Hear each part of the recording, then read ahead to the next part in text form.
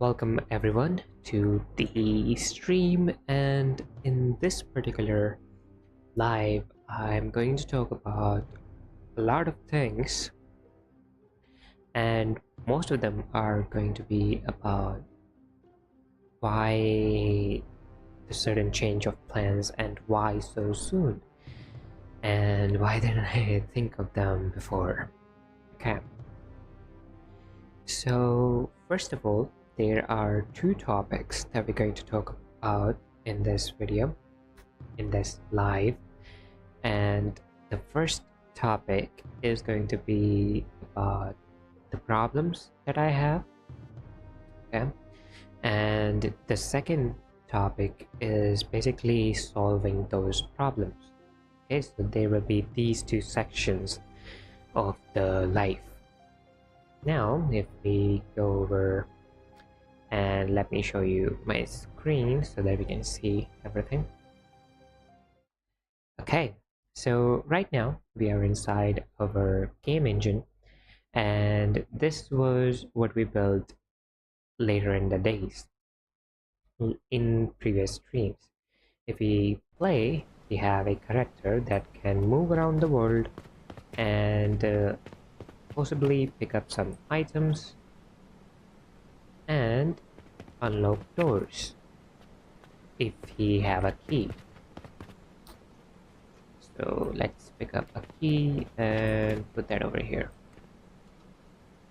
Okay, so this is the simple interaction system with a flashlight and a battery system as well. And while I was creating this, well, even though this is really good, I would say the normal to pretty much amazingly done. The one thing that bugs me and has been bugging me since I sent out this prototype to my friends so they would be able to play it is that the camera is really buggy. While I'm standing and I want to look at something, this is pretty good, okay? 10 on 10.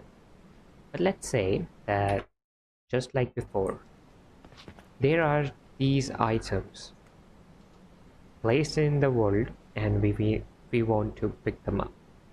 If I go towards them and try to pick something up, just look at how much wiggleness there is.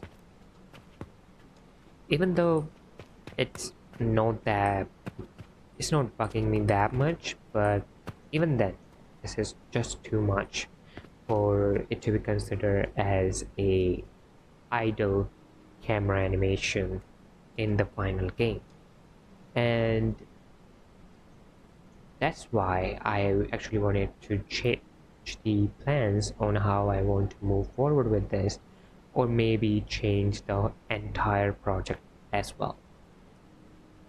So with this, there comes a lot of other things that can be fixed if I take on these steps. So let me portray all of them in the whiteboard. I always go here to do this. This is kind of amazing. Like, I can just visually show you what I'm actually thinking. So for now, the known problems that we have is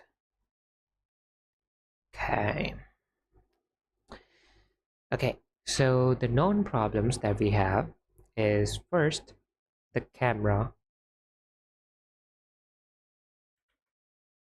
shake.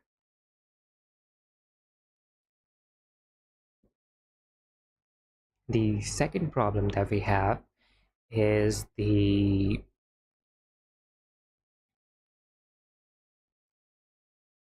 don't think there is any problem, is there? Oh, yeah, there is a problem with the project itself, by the way. So if we go to the content drawer, over here you can see that we have a lot of things, but the one thing that bugs me is this folder management system. If I were to add more and more assets in future, this is going to fill up really soon and is going to make a mess. Like this one. I added ultra dynamic sky later on the project than the widgets, and now the ultra dynamic sky is before it and kind of messing up the whole system. Even though it's not that big of a deal, but if we are trying to keep the project intact and much more readable and easier to work with, I think we should have a file system like project files and stuff. And for that reason, I'm going to again work on a completely new project and move everything to a same project folder, so that we have kind of a visual satisfaction when we go through the content drawer. Okay, so we have second problem, which is content browser. So right now we have these two problems, and the third problem is the prototyping itself.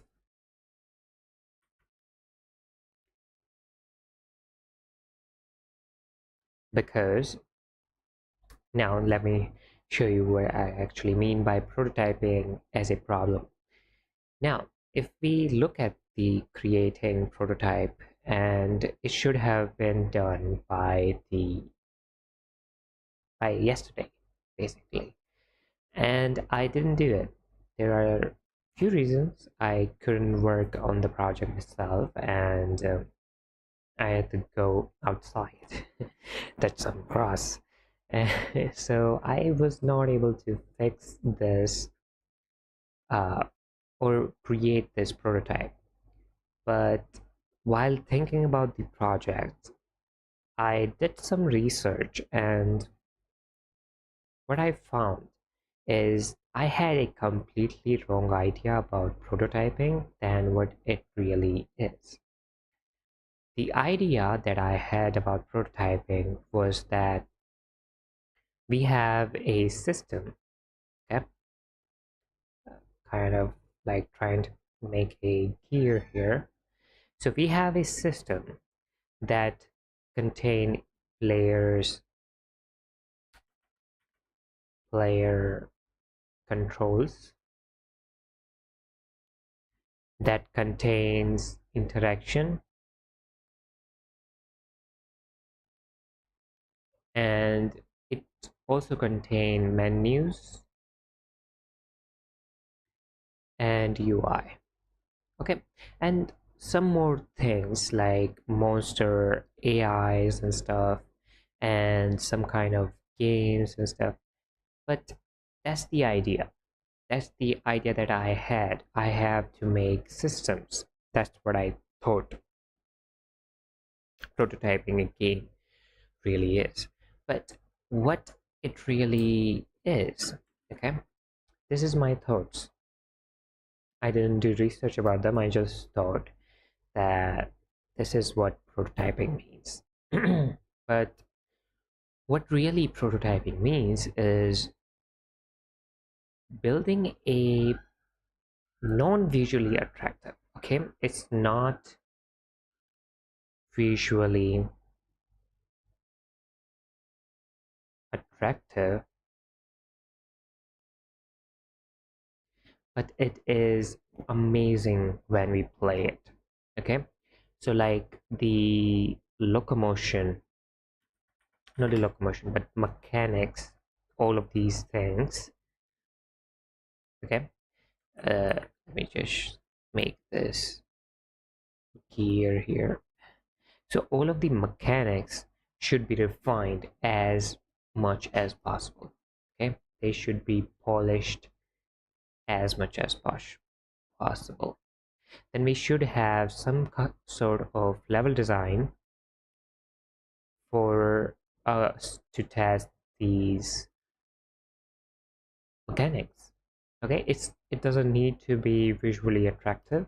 Again, it just need to have a well level design. And by well here, I mean like in horror games, there are a few things that goes into level designing. Like there is this 90-degree angle of interaction. So the player is walking this path, and there are complete 90-degree angle here. The player doesn't know what it exists in this places until unless he or she moves towards the hallway and look there. Okay, so this is kind of a level design mechanic. We create some kind of sense into the player when they are playing through the level design. It also contains stuff like environmental storytelling. Okay, environmental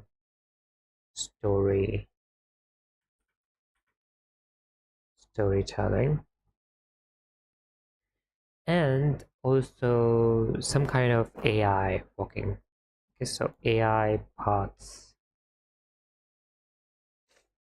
And then there should also be some kind of challenge. Like mechanics are polished, but there should be a well-designed challenge using both of these things. Okay.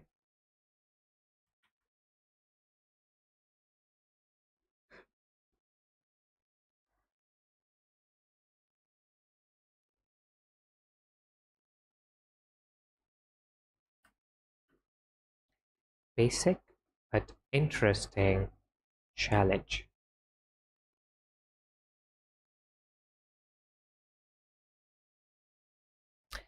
Okay.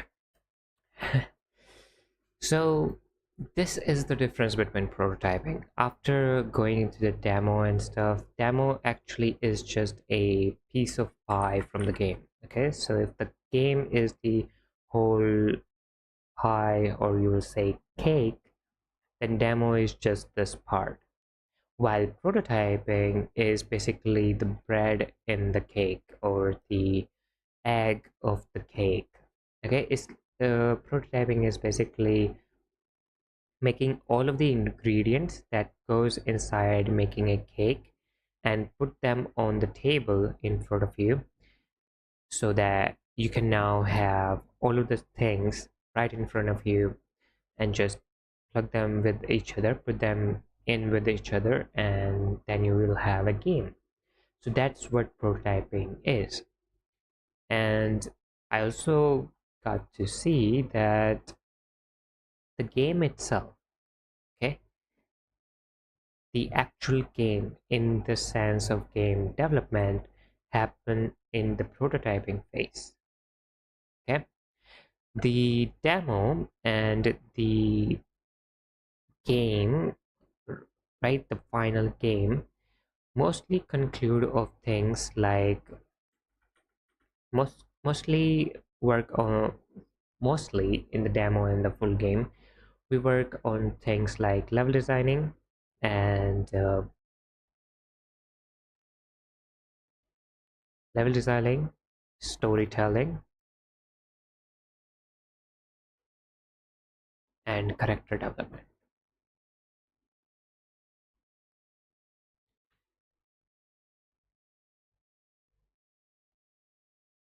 Okay, so once we have a good prototype to work with, all of these things becomes really easy to achieve and really easy to actually make the whole product. Now, there are a few ways to go about doing my own prototyping project, and for a long time I was thinking of making my game using game animation sample project.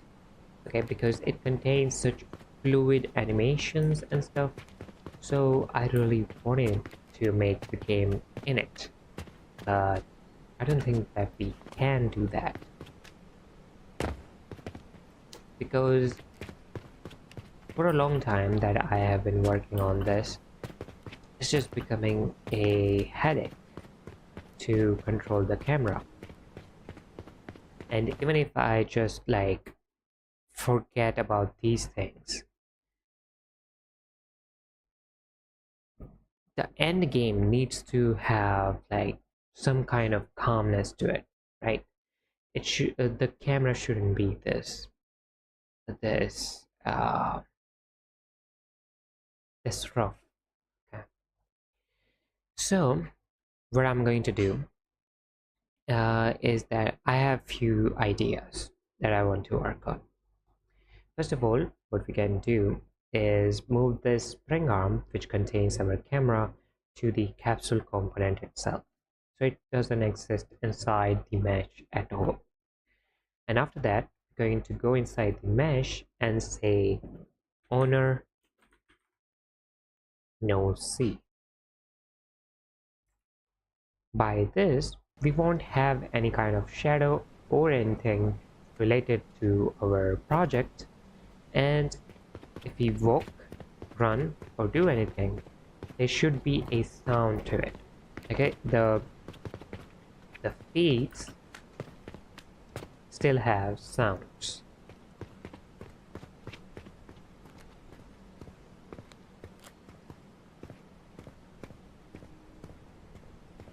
The only thing that is kind of worrying here is that now there is not even a single like camera shake here, which can be like a bit bothering for some people, but I don't know. Do you want a completely wiggling camera, or do you want something like this?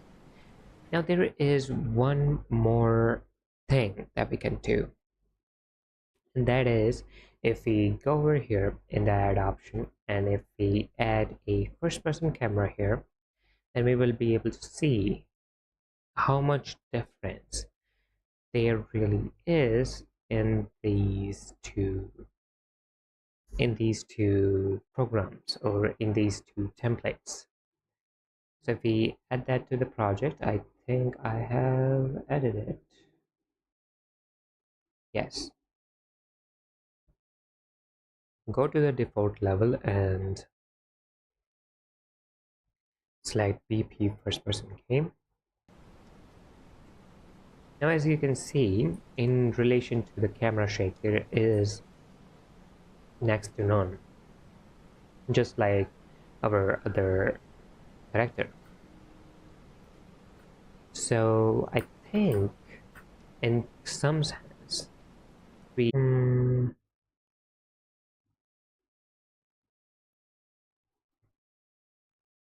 okay,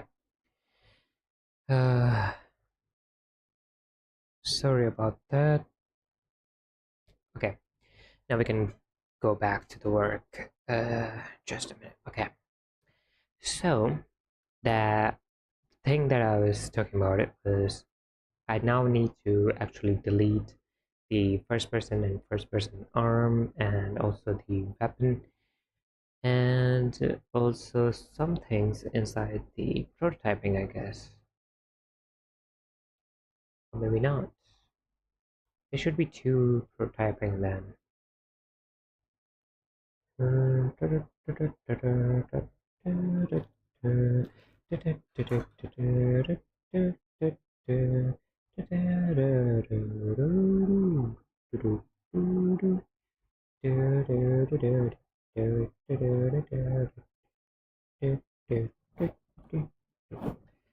Okay, let's go back here and select the GM sandbox, save everything, and now let's delete first person arm, first person weapon. Also, we're going to delete nothing else, just these three things. Right click, and say to delete. Okay.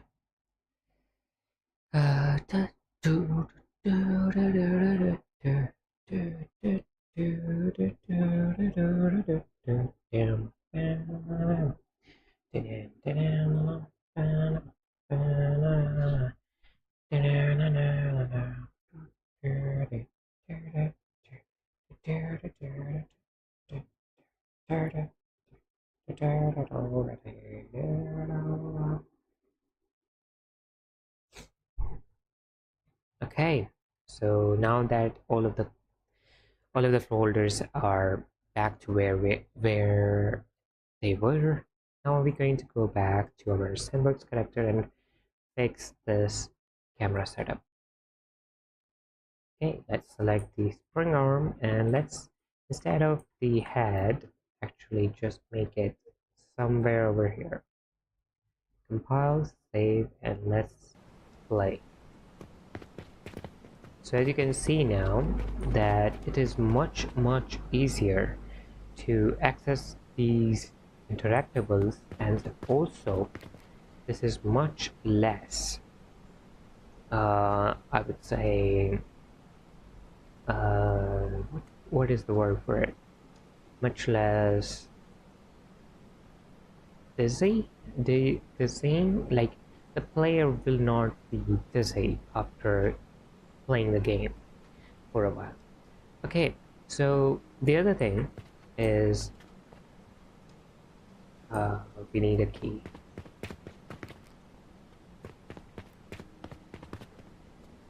The other thing is we don't really know where is the center of the screen, right? So for that, we're going to go to our project files, widgets, and over here we're going to create a new folder called HUD.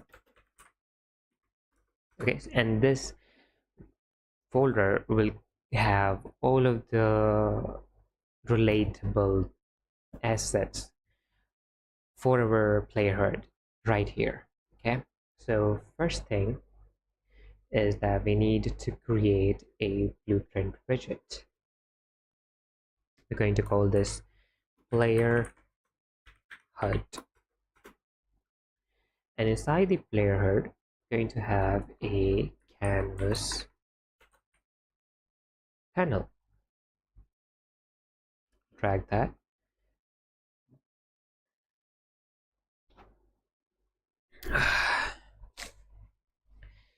Okay, so we have a canvas panel, and inside the canvas panel we're going to have another canvas panel so that we know like the actual paddings along the screen. Okay, so we're going to add another canvas panel inside it. Anchors are going to be all of the anchors, the full screen, and the offsets are going to be 50, 50, 50, 50. Okay, this is also 50. After we have done that, now we're going to start adding few things. So first of all, we're going to add a image and add that to the project, and we're going to have the anchors at the center and the alignment to be 0.5, 0.5, and the position to be this. So now we can change this image to a cursor. While we can create cursors, I think it would be a better idea to use some cursor that we get from the fab page for now. So we can, I'm going to click on the library and search for cursors or crosshair. Oh, here they are. The easy crosshair. It's a free pack. You can use them if you want to. I'm just going to add them to the project, and they will be downloading, and then we have the textures. And now what we want to do what I want to do is move this texture folder directly to the widgets, and then inside somewhere there. So widget, and then I want to move it to the HUD. Okay, so now our we have all of the texture that we need. Now I think this crosshair is pretty good enough to actually locate where we are looking at, right? So we're going to use this texture instead of this image. So I'm going to put it right here and make the image size to be, well, the image size is pretty good. We're going to make the size Y to be 100. Okay, compile, save, go back to the default. Okay, we also need to add that to the viewport.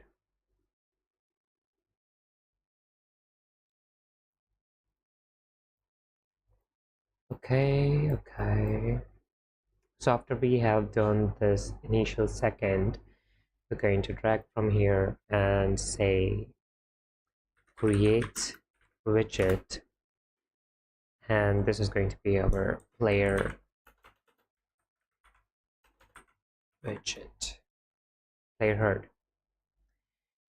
And we're going to also promote this to a variable so that we can use it whenever we want.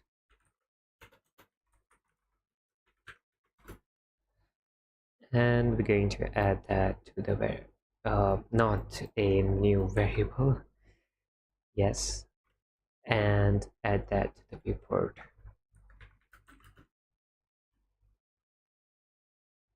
Okay, so that is it. I also forgot what is this.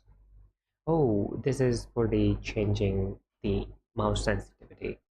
I still haven't done anything with the mouse sensitivity. I mean, you cannot change them, but yeah, still it's something. Okay, so now we have a crosshair in front of us that we can actually use to find the center of the screen and actually interact with the objects much easily than having to do stuff. Okay.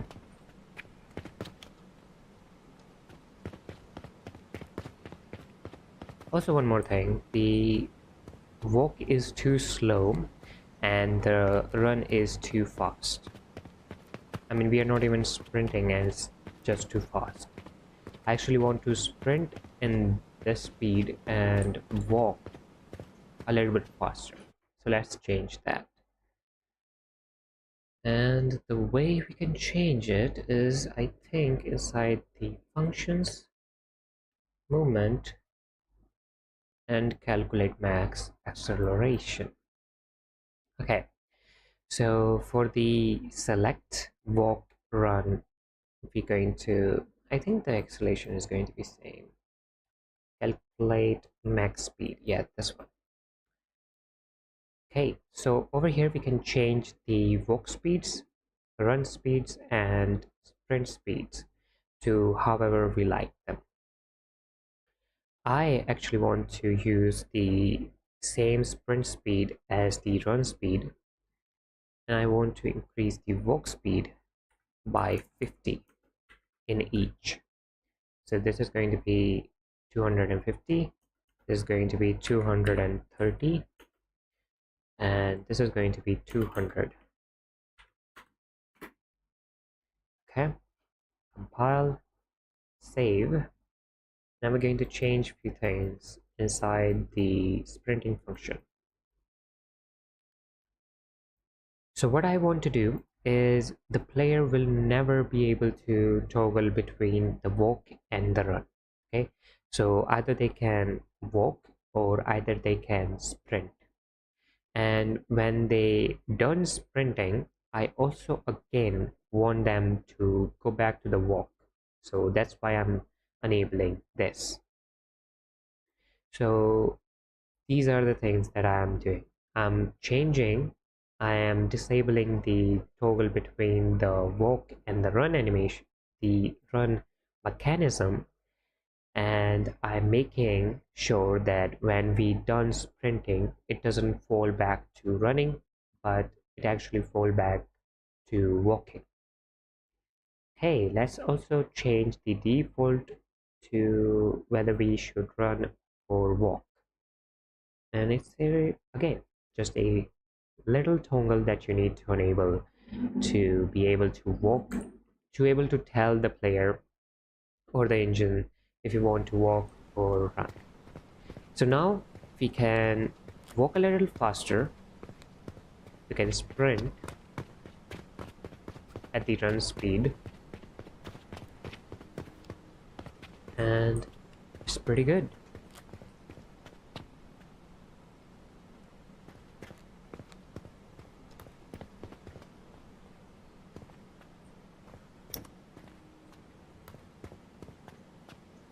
Okay, and now let's create a battery function.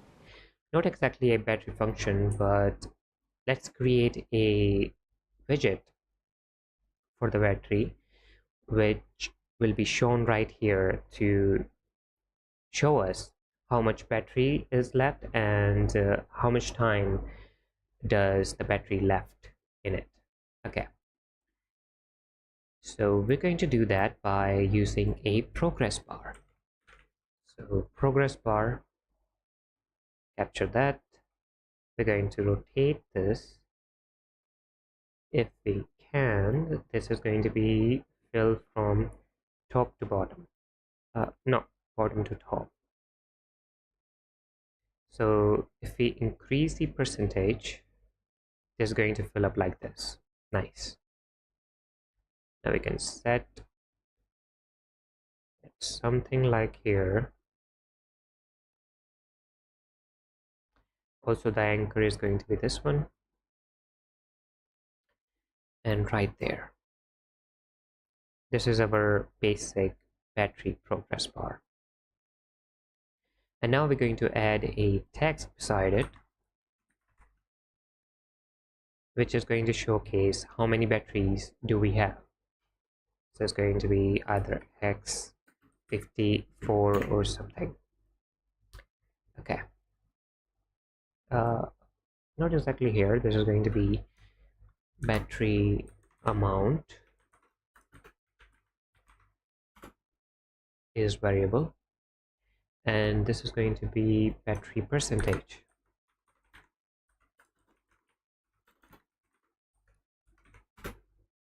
Is variable, and this is going to be something like X5. Okay, so over here we have a crosshair. Let's also decrease the size. It was too big, something like 50 50. Okay, and over here we will have our battery. Also, the battery kind of looks good when it is in green. I'm just going to make it green rather than blue. Okay, nice. Now we're going to go inside graph and change a few things. So on the event construct and for the event tag,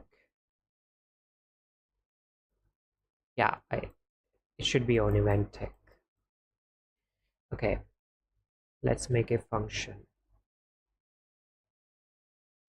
So inside blueprint, data, and player interaction, we're going to create a function here called get player HUD data. Okay, so all kind of HUD related data you're just going to use and like get all of that data from this particular function, so that we don't have to worry about a lot of things at once, a lot of functions at once. So right now this input will have the battery on hand,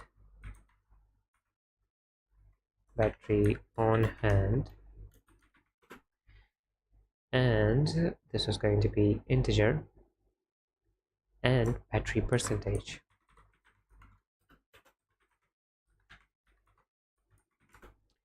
Okay, and this is going to be float. And what we can do is, and not exactly input, they are going to be outputs. I'm sorry about that. This is going to be output, battery percentage, tage, and battery on hand.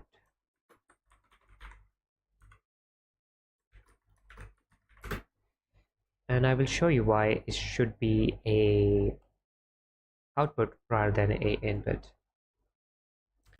So what we can do on every single take inside the player HUD is that we can call that function that we just created, which was get player HUD data, and this is going to be get player pawn, and from here we get the battery percentage and the battery on hand, from which we can change set percent. We can change this, and we can change the battery amount, set text. Nice. Compile, save. Let's go back to sandbox character, and let's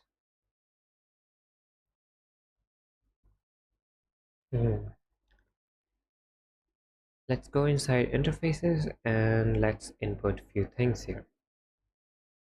So the battery percentage is going to be the max battery, going to get the max battery and current battery, and it's basically we divide the current battery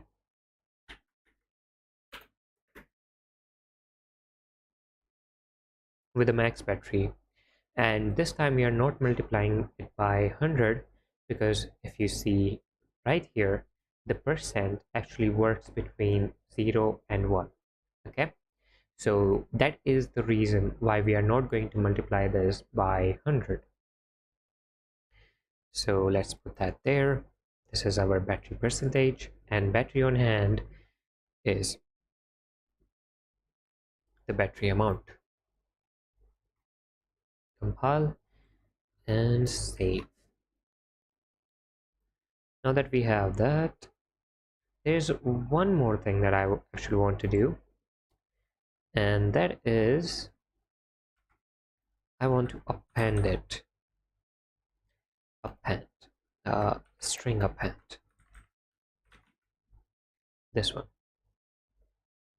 and there's going to be an X and then space. Okay, so that we have some kind of graphic before we start inputting our battery amount. Okay, let's compile and save it, and this is also done. Now let's check it out. So right now we have this much percentage left in our battery, and we only have one battery inside our inventory. So if we click on flashlight, as you can see, the battery is decreasing, and the battery on hand goes back to 0, and then it starts decreasing again, and as soon as it goes to 0, our flashlight stops. Nice. There's just one thing, if I would be able to visualize it, is that if we go to profile, GPU, over here inside the world execute, and we have scene and stuff, as you can see, there is a thing called world tick, and this world tick can increase in time. Okay, it doesn't really happen that much, but it can release in time. And that happens, and the sole reason that happens is because of this event tag. If we load this event tag with a lot of things that it have to do every single frame, then the performance drops. So what we can do in this sense is that one thing that we can do is check whether we should even run this when we are not even running the battery and stuff. Okay, so what we're going to do is, instead of making a player interaction function, right, instead of getting the percentages from here in the player and then calling it over here, we're going to make a function inside this HUD, and then we're going to get the elements. Let me just show you. Okay, I don't think that you will be able to get it, so let me just show you what I mean.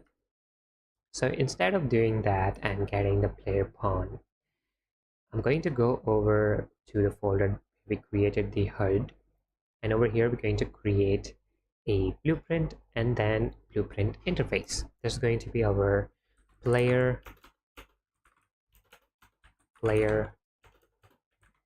interface, player HUD interface.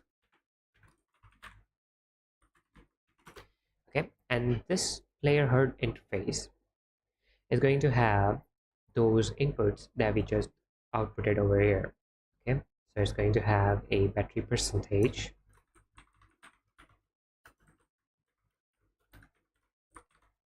okay, and it's also going to have battery amount. Okay, this is going to be integer and this is going to be float, and this is going to be called update battery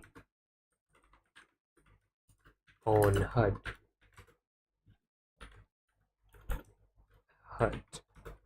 Okay, and now we're going to go inside player HUD in class settings, add the HUD interface, and then run this event. And this is basically same as this set%. And now what we can do is we can go to our sandbox character, go to the event graph, and go where we are actually changing the battery, and run this event when we are actually changing the battery. Okay, so we're going to get our player HUD from the variables, and let me just make it clean. So we are decreasing our battery right here, right, and we are also changing our battery amount right here. So we're going to change these two things. So from the player HUD, we're going to run. We're just going to say HUD, and it will showcase this function, update battery on HUD message. Make sure that it is message, and then we're going to attach the same function that we had there. So grab this, and this, Control X, go back to here and paste it over here.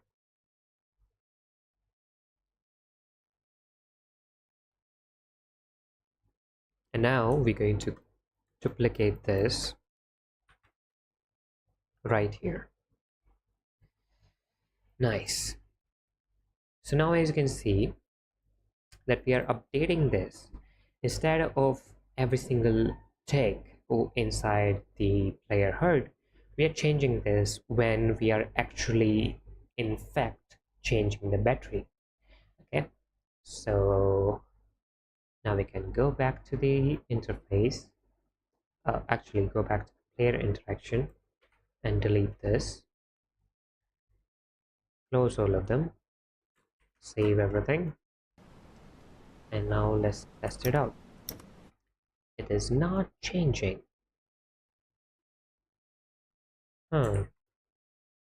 Why is that?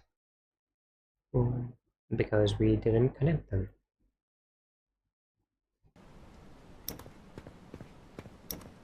Okay, so we might need to send a signal at the begin play. Okay, got it. Okay, got it. So we're going to save all of this, save it, then go to event graph, move it over here, and we're going to create a sequence and paste it over here. Did we copy it?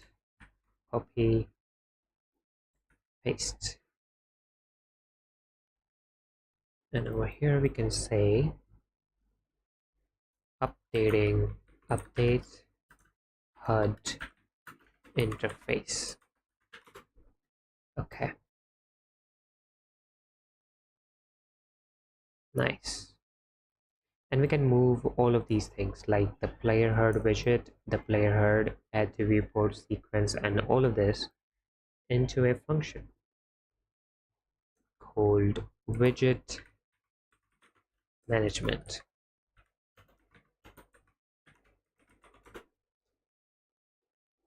Nice.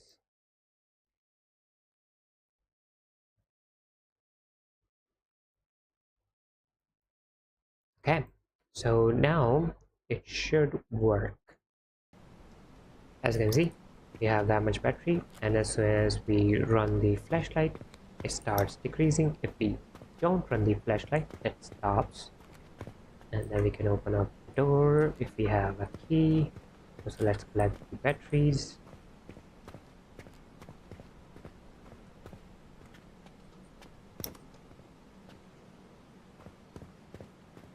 And boom, we have a battery, we have a working visual battery, and we have a crosshair to work with.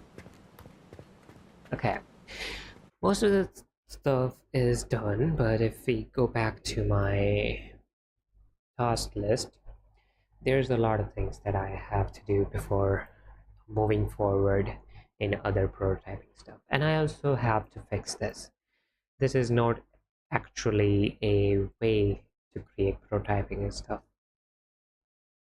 Okay, so we have the door and keys, we have the interaction system, and we have the battery system. What else do we need? Maybe a puzzle, right? We might need a puzzle. Right now, the best way to create a puzzle is a door puzzle. Okay, so instead of using one key, how about a door requires two or maybe three keys to open up, and the keys should be in a combination. Okay, there should be only a specific type of key, and once we add that amount, only then that we can open up the door, right?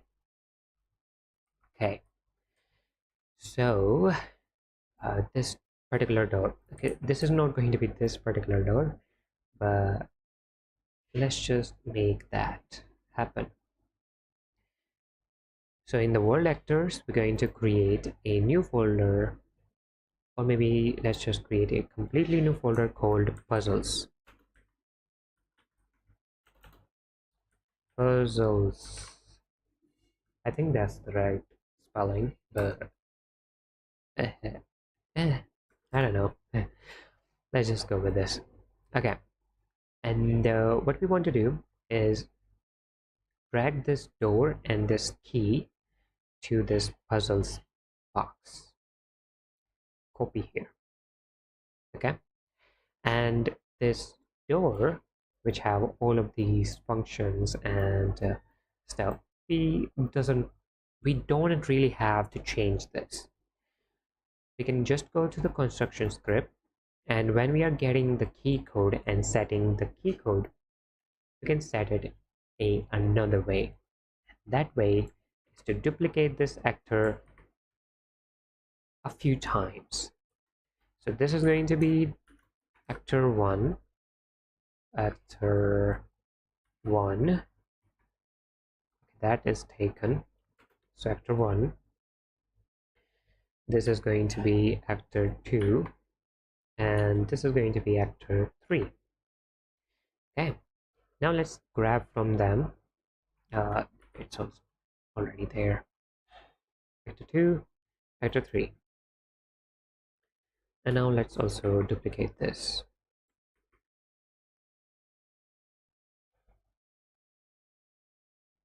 Okay, and I think we should go with multiplication, right? Okay, so the multiplication of all of these keys is the code to the door.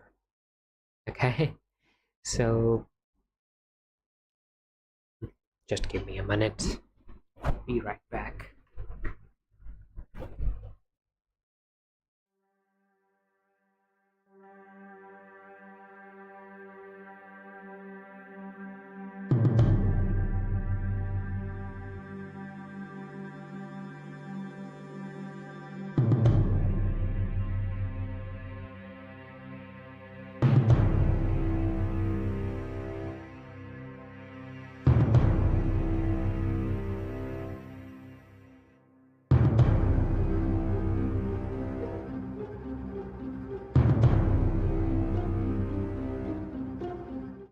Alright guys, so I think I have to take a break right now, so I will be right with you after 15 minutes or so. I don't think how long it's going to take, but I will be with you guys really soon. So see you in a bit. Have fun with the sound or the cool audio behind. I don't know. See you see you in a bit.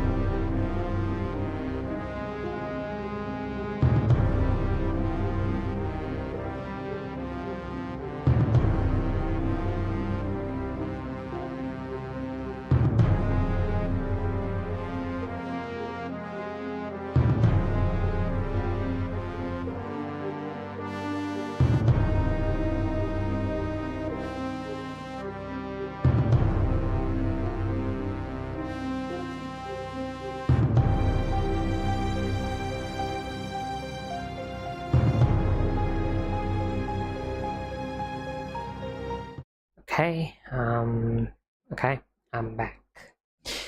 Let's let's start working on the project.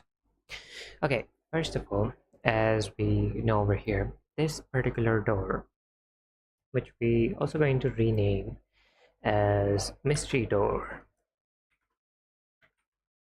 or maybe a 3-key door. Okay, this particular door requires 3 individual key to start working with. Okay, and those key codes then will multiply and create a key code. Okay, nice.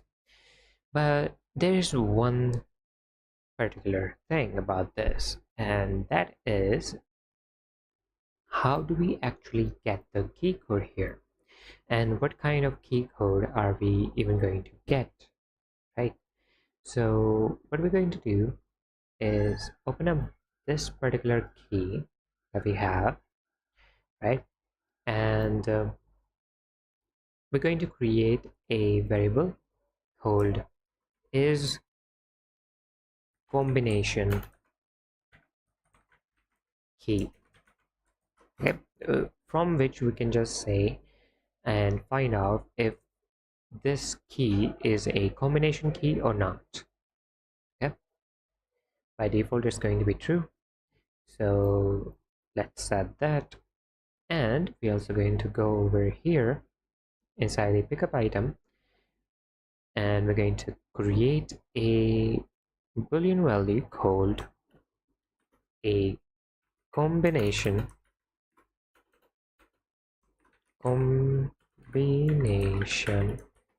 key. Okay, and we are just going to store them somewhere else than the actual single way key. Okay, that's the only reason we are doing this.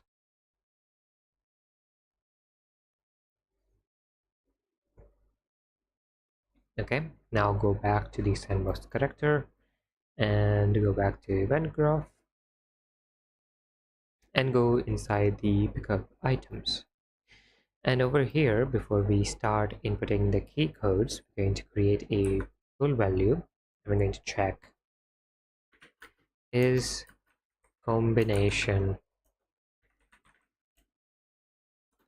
or combi bi combination key. Okay, if it is a combination key, then we want to add it to key codes combine combi. Okay, that's all right. So we're going to add them to a node called to a array called key codes combine combi. Okay? And then we're going to duplicate this and add the other ones to key codes. Okay, and now we're going to go inside the BP player interaction and then go to the get player elements, and then we're going to duplicate this one. Basically get a integer and make it an array, and this is going to be key codes combi.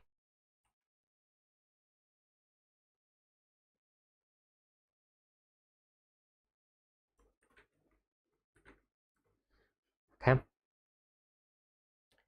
compile and save.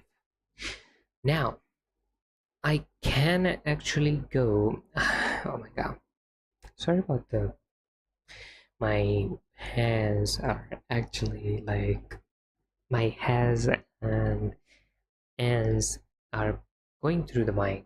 Anyways, so as much as I want to do this inside the blueprint itself, but as you can see, just with the basic blueprint, it's just too big. And now we have to just change this structure over here, where we are checking, does it have a key code, and is the key code similar to this array element? Okay, so anything that we have to do further is basically going to happen before this node. Okay, and how we can do that is we're going to check all of the key codes that we have over here. Okay, so key code for actor 1, then key code for actor 2.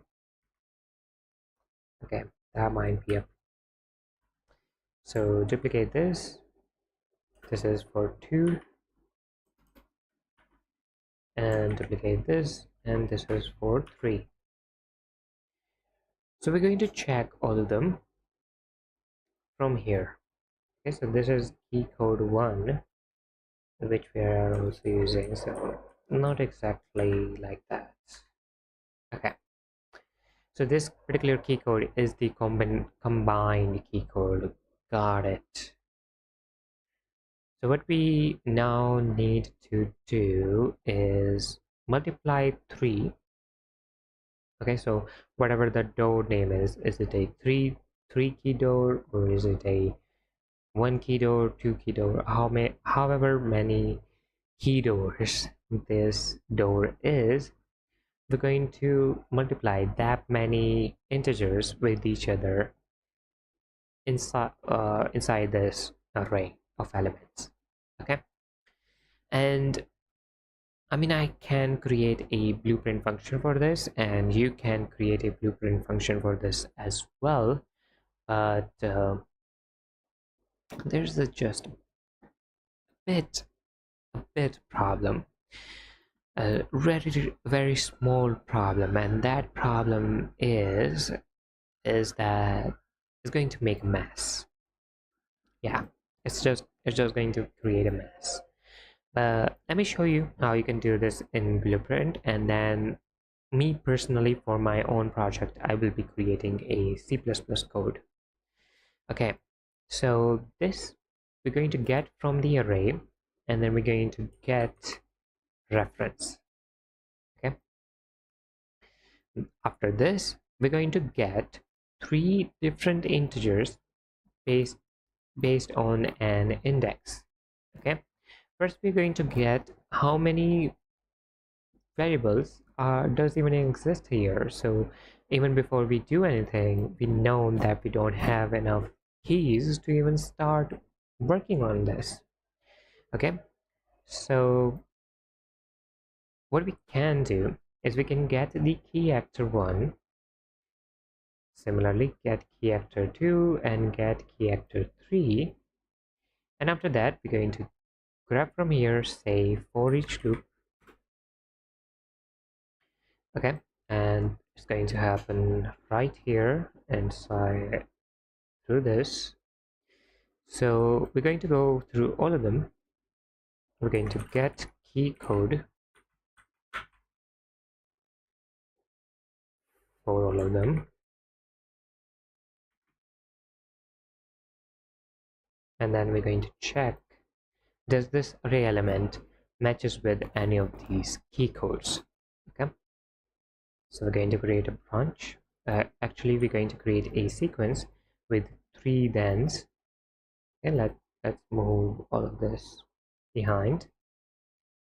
Okay, then in the first one we're going to check, does this array element equal to this key code? Okay, it's going to be a branch, not a branch but an and not even an and. Oh yeah, I got it. So does this key code equal to this array element? Okay,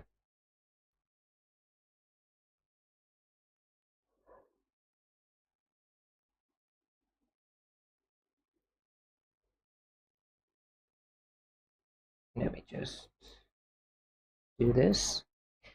Okay, so it can change. Let's say that the first array element is similar to this key code, but the second array element is not equal to this key code. So when this is actually true, yes, whenever this is true, what we're going to do is we're going to create a code system. So we're going to create a base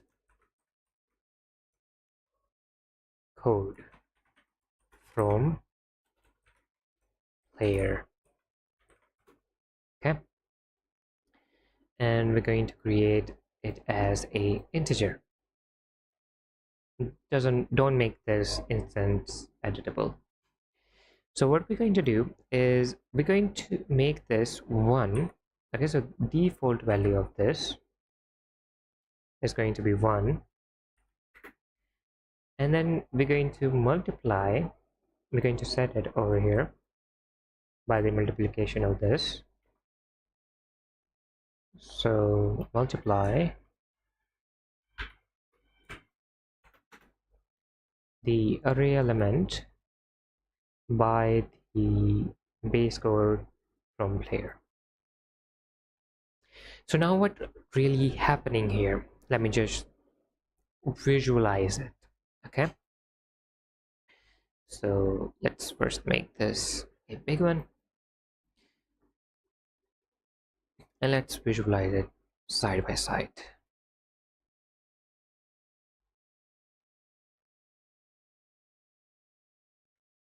Okay,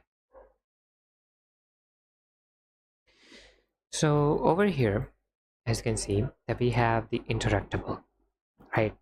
We are getting the input when we are interacting with the door.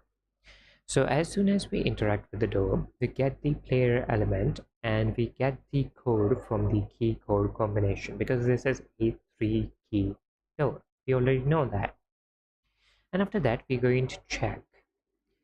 There's a list of items in that array, and there can be many key codes there.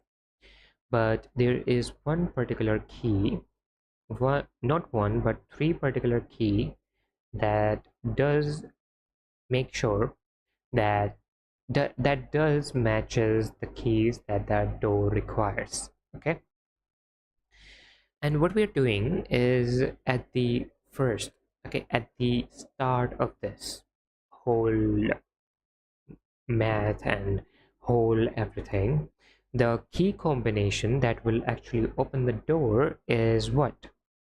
It is a combination of 3 keys codes multiplication.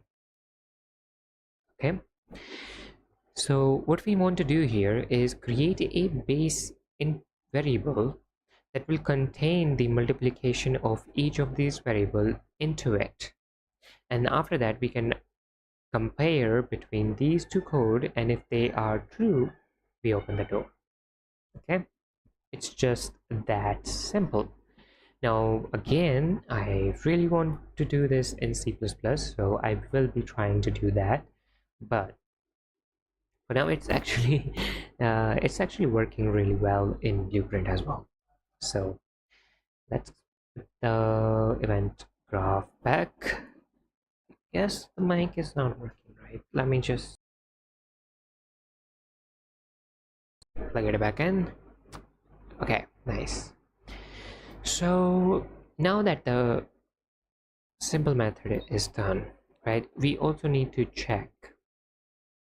It should be either equal to this, or it should be equal to this. This should be an or boolean. It should have 3 of them, and boom. Okay, let's move that over here.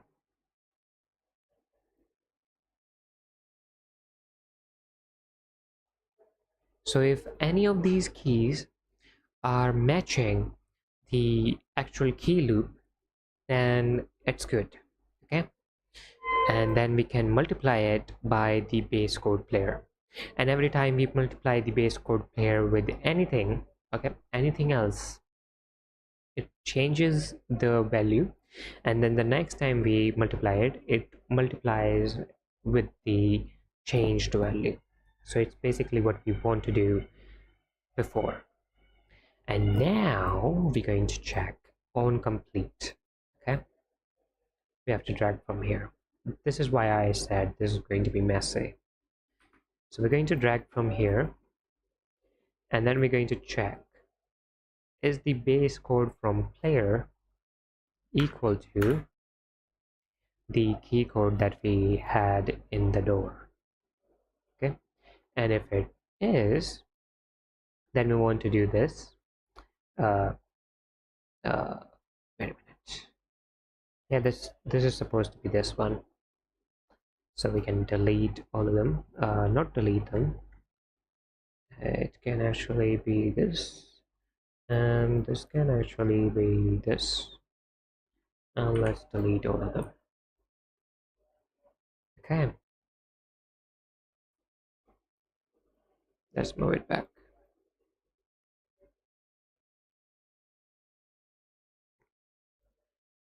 Nice. Now let's test it out.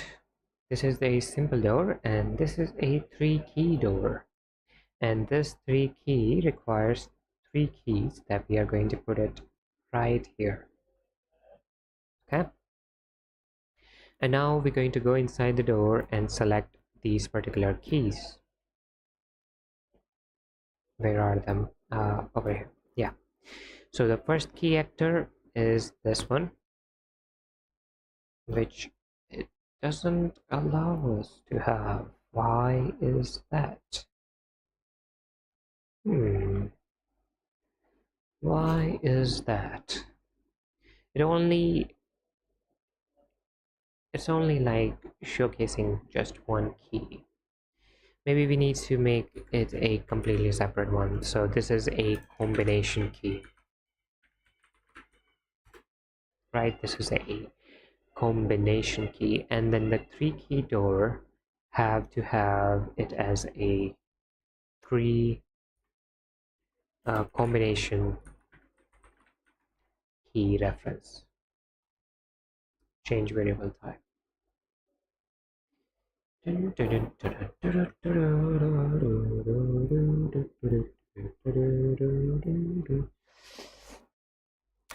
really want to use music right now, but I'm going to leave them on YouTube, which may or may not cause some copyright issues, so yeah, I'm not going to do that. Anyways, let's just plug that in. This key object reference is not combination key. Oh yeah, so we need to get key code again. Yeah, get key code. This is going to be this one.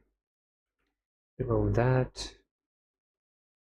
Delete, sorry, duplicate,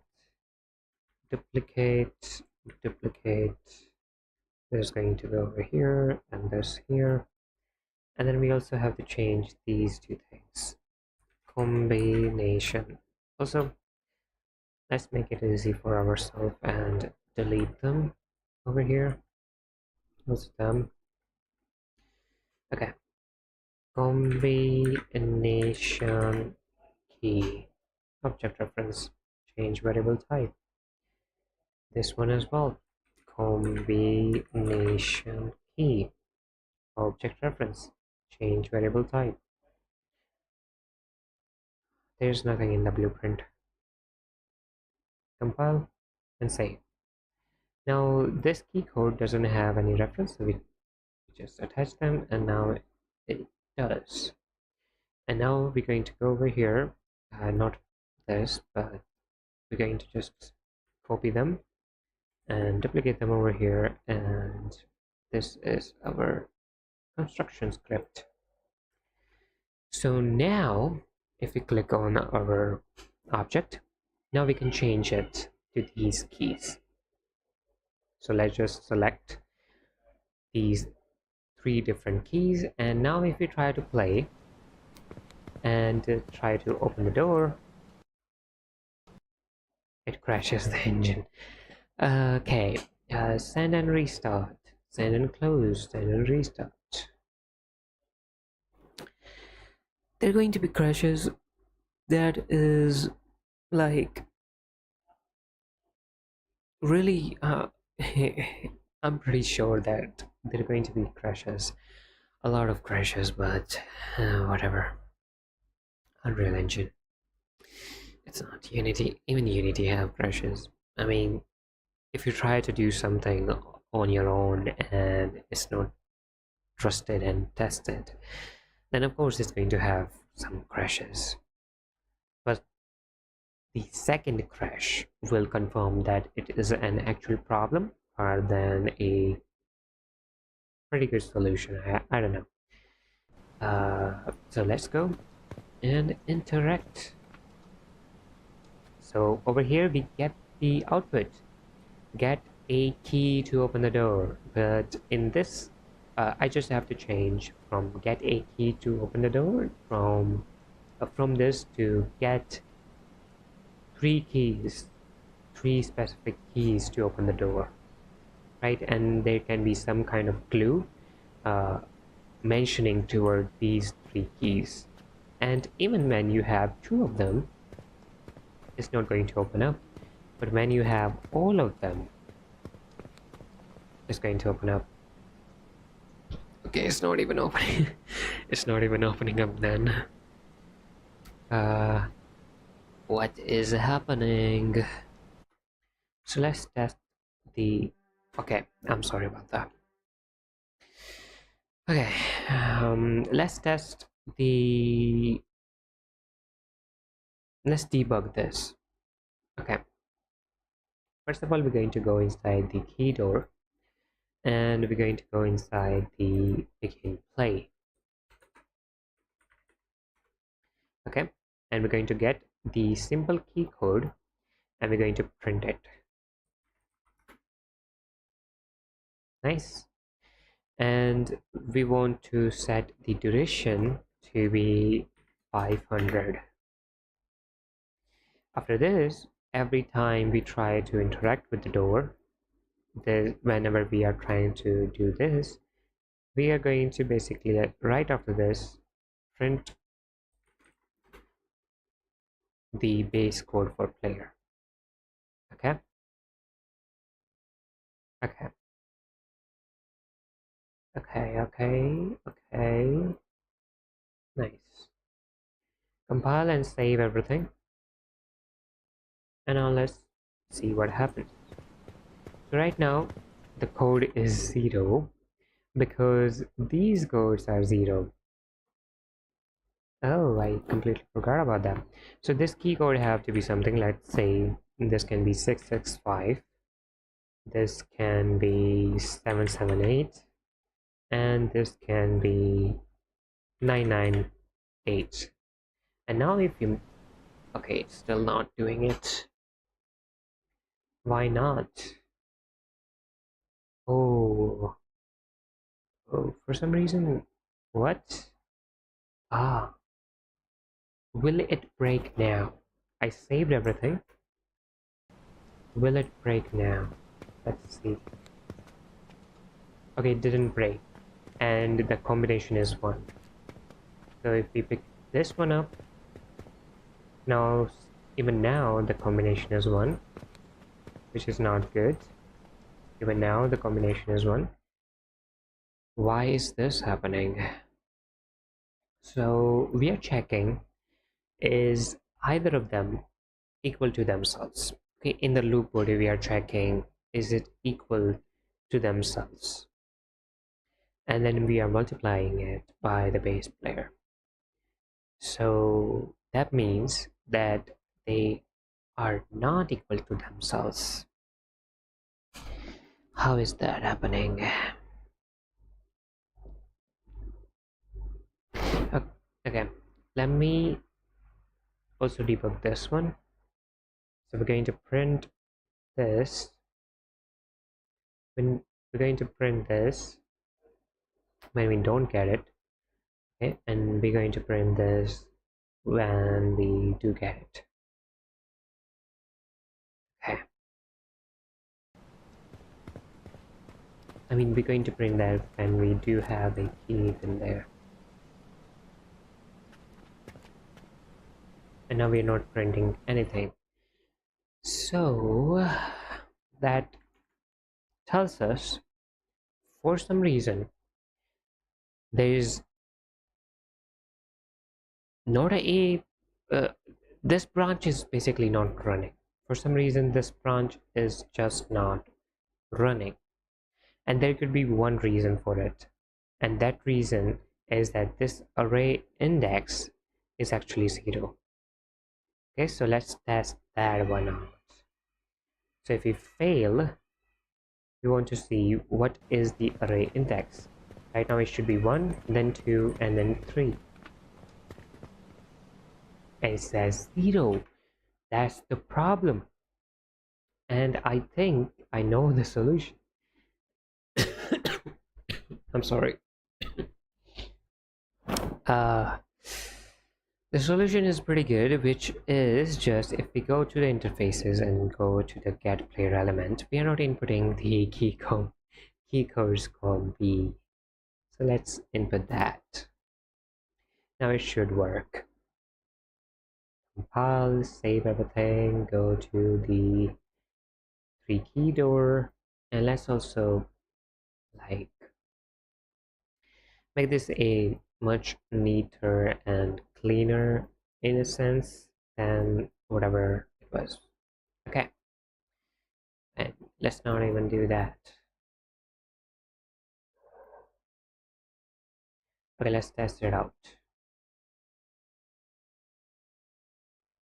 So this is the combination, as you can see at the left top. And when we want to create this combination, at first it's just 1. If you get a key, it's still 1.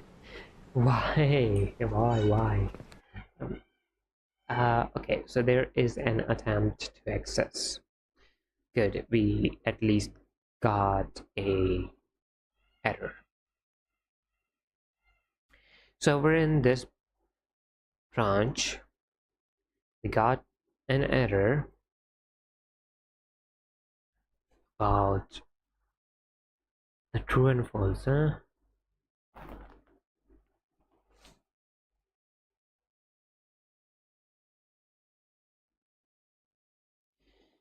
Should we do it as a sequence rather than this? I mean, if it works, it works, right? But the sequence might not do it.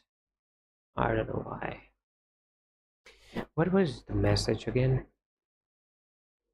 Okay. So attempt to access key C6. Key C6.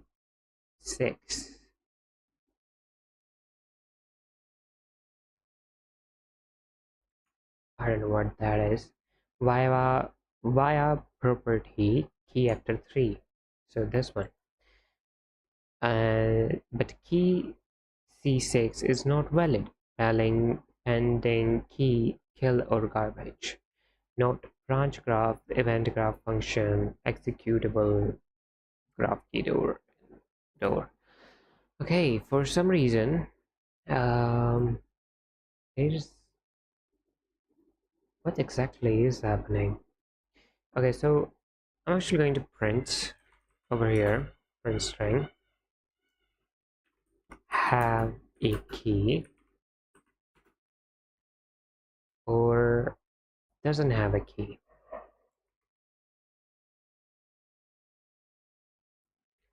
Don't have a key. It should be doesn't, but whatever. Let's play. So right now, if we do, it just says get the key door. It still is not running the key actually. To be honest, it's why? What is happening? What is happening? What is happening? What is happening? What is happening? Where is my other? Oh my god. Okay. I need to remove the stream controller from from under my hand. Okay.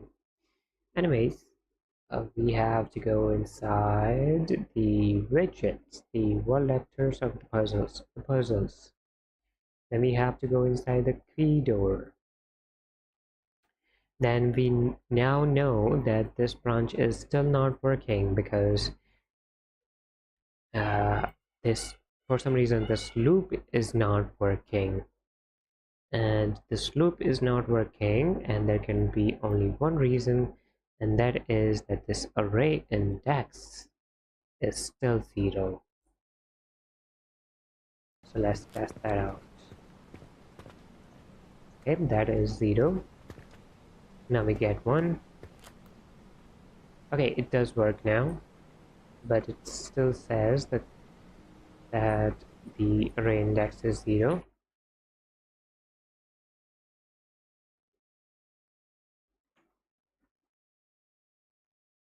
Anyways, but it does say that you don't have a key, which is a problem because we do have a key.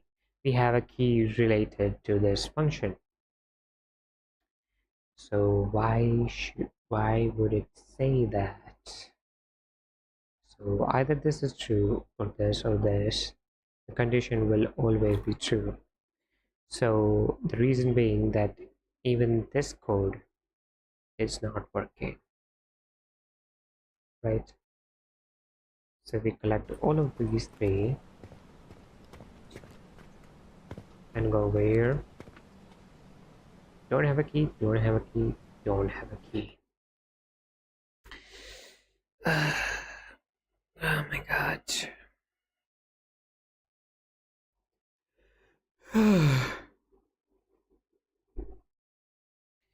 I don't know what the problem is, to be honest. By the way, that if you go back and go to the output log, the message log actually, I don't know where is that, but it should be inside. Yeah, over here. So give me another minute. I'm gonna go and take another break.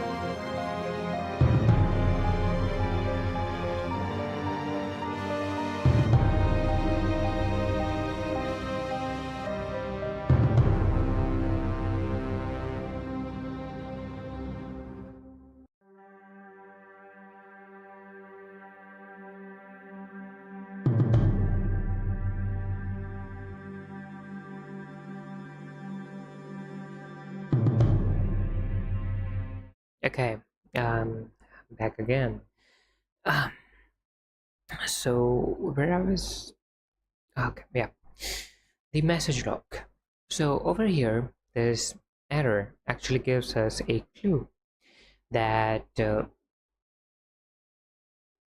array element that we are trying to access does have like does have these values. What the why the array is not coming? Error is not coming anymore. Okay, if we have all three of them, it does come. But if we don't have all three of them, it doesn't come. Why is that? Does it only come when we have the last one? Yeah. So there is a problem with the third key. Why is that?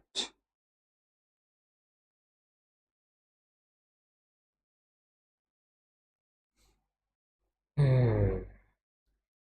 Why is that happening? Why is that happening?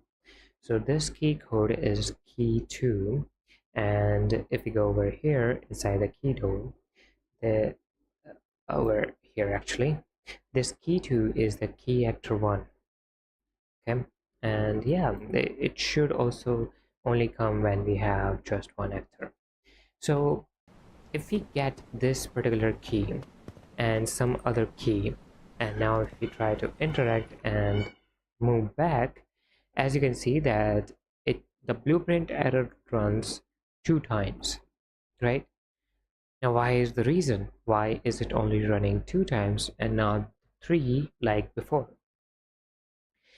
Well, the only clue that you can get from here is that the array is actually working and we do have input inside. Now we do need to fix it, and we also know that the problem is inside the 3-key door, and this array combination does have the combination that we need. It's just that for some reason this branch is boggling. Okay, for some reason this branch is just doesn't want to work. Okay, so what we're going to do is what we are going to do what we are going to do I have no idea.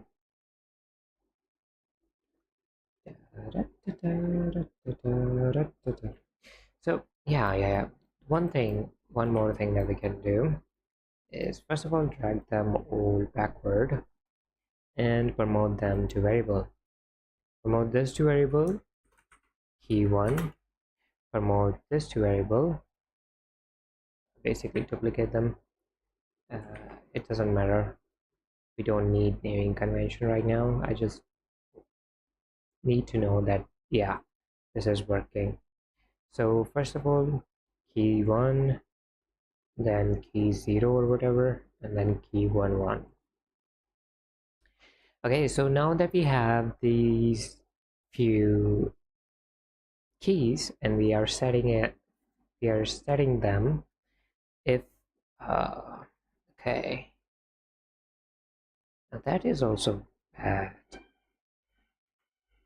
What about a branch where we run this if we have a key actor and key code and stuff, and it only prints stuff? Will it still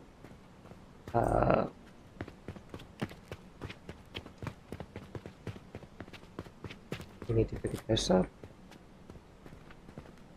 So key 0 over here, and it did ran an error.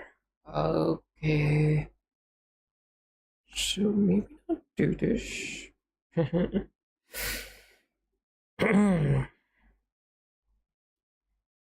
Okay.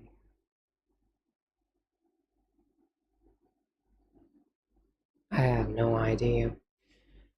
I have no idea why is it Why is this branch causing so many errors? So many errors. Okay.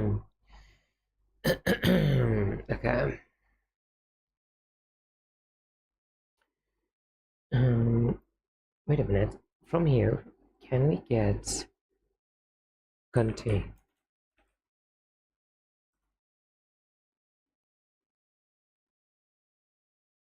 Oh, I'm sorry. But what? What? We don't need for each loop. We don't need this branch. Forget about it. So what we really need is we need these three contains. Okay. And what they will do is they will check, does a type of integer, right, any type of thing exist inside this array. And if you enable all of them, right, and if we go with and boolean actually, and boolean 3 pin, okay. So I switched from or to and. The reason being, if you don't know the logics, basically what or does is if there is a 1 true and 2 false, it will return true. If there is all zeros, it will return 0. In the AND function, whereas if there is 1 1 okay, and 2 zeros, it will return 0. If there is 2 1 and 1 0, it will return 0. If only there is all ones, it will return 1, which are 1 is equals to true, true, and 0 is equals to false. Okay, so that's what we are doing here. We're basically checking that all of the keys that we just got does exist inside this player element. Okay, nice. We're just going to do this, and we don't even need to combine it. Do you know? We don't need to combine this. We don't need to combine that. We don't need to do anything in the construction script or inside the key code. And not right now, no. So again, why we are not doing this? Why we are not checking the algorithm? What's with that? Well, let me show you. There is actually a much better way. Ah, my mind is working right now.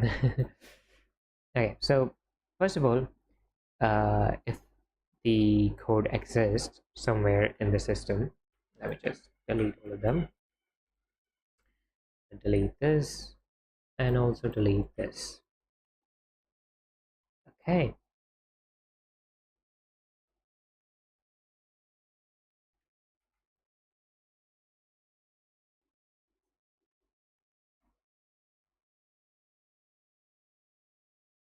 So let's see what is actually happening. So over here, if we contain all of the key codes in the system, okay, again, if we contain all of them, only then it's going to be true and we will be able to open the door and stuff. But if we don't have all of the key on us, okay, then we'll go to the false and it will say get key to open the door. Get key to open the door. Get key to open the door. And now what we want to do, basically, we're going to append this again. And after the append, we're going to get this key, okay, and then we're going to get the reference to all of the keys. Okay, it's going to be select. I'm sorry. Select. string. Okay, one is going to be the get actor and get display name. Okay, all of them.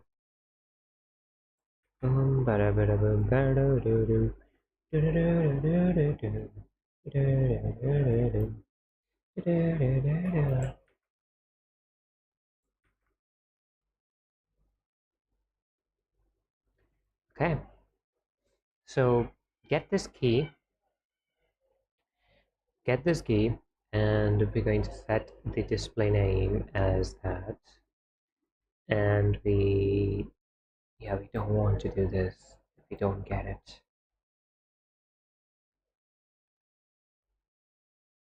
Pick A. If it's true, we want to pick A, yeah. Okay, and then we're going to just attach these contains to their respective pickup string. Okay, so now what is going to happen is if we have a certain key inside this array, it's not going to print anything, but if we don't have it, it's going to print the display name. Okay, and remember, this is key 2, key 3, and key 4. So if we go over here and press key, as you can see over here, get this key.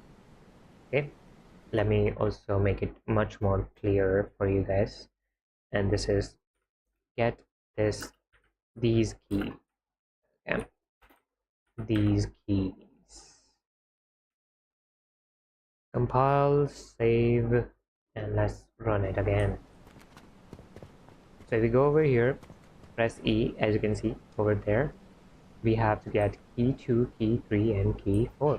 If we get key 4, it says get key 2, key 3, key 4. Why?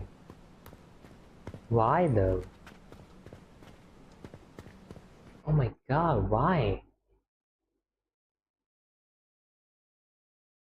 What is actually happening? Is there some kind of an error? Like, what? What about this? Get key this, key that, key this. It still did the same thing. What the hell? Sending kill or garbage. What is actually happening inside the combination key? We destroy it as soon as we pick up the item, and the name have to be key for it to go inside the pickup item and call from here, and then we check, is this a combination key? If it's true, it goes inside the add codes combine, and it adds a unique value to it. Yeah, we know that. Why? Just tell me why. Tell me why. Oh, now I know. It will never work. You can only... It doesn't matter how many keys actors we have, it's just the same key combination. Is that a problem? I mean, we can check it by going with display name and just disabling all of these things, right? And also disabling this. But if you pick this up, it will not say to pick this up again, basically. So compile, save, go back to the construction script. There is nothing in the construction script, and we're going to delete these two. Compile, save, and now let's try to do this. Get these key 2. Okay. Why? Why is this happening?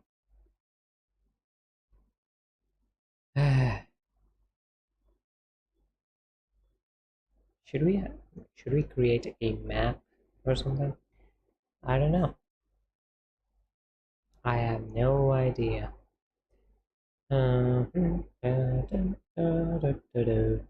Is the other door working? Is the other door working as we intended to?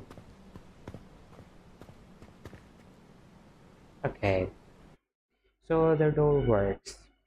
So how about we do none of this stuff inside the three door stuff? Okay, we just create that multiplication as soon as we get the key combination. How about that? Hmm. How about that? How about that? Ooh, ooh, how about that? Ooh, ooh, how about that? Ooh, ooh, yeah. Okay, so what we need to do now to be able to do that? Go inside the door, add a door. We have to copy all of these things, copy them, move to 3 key door, and then remove all of them, paste them, remove this on interact,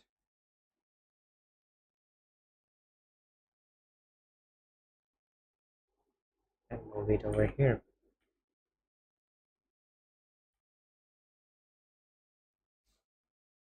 Okay.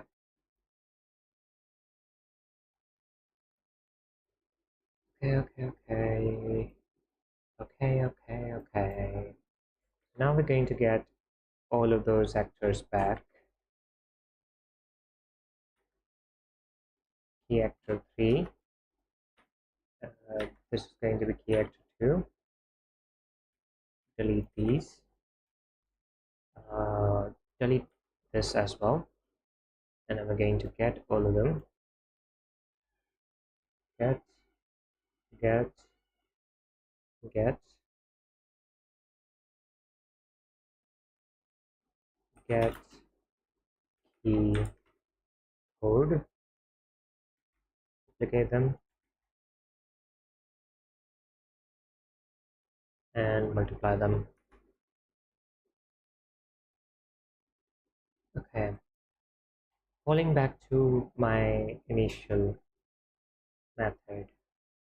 I think that was the best method in the first place. Okay, so right now we created this unique code using 3 different codes, the 3 different keys. And inside the combination key, whenever we input one of the keys, it will take in, okay, so if we go back to the content, our character. So if it is a combination key, if it is true, then we add the value to the array. But before we add that, okay, so before we add any kind of unique value to this array, we actually want to check few things. Okay, let me just make it one more thing. This array code combination, it's actually going to be a map instead of a value or something like that, instead of an array. And the reason being is because we also want some kind of, let's say, string value with this, like what kind of door will these key open. Okay, so in that kind of sense we want to have a map instead of that, instead of the array. Index 0, then index 1. What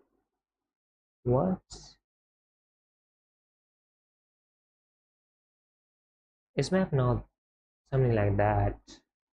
I don't think so now. Okay, okay, let's just go back to the array.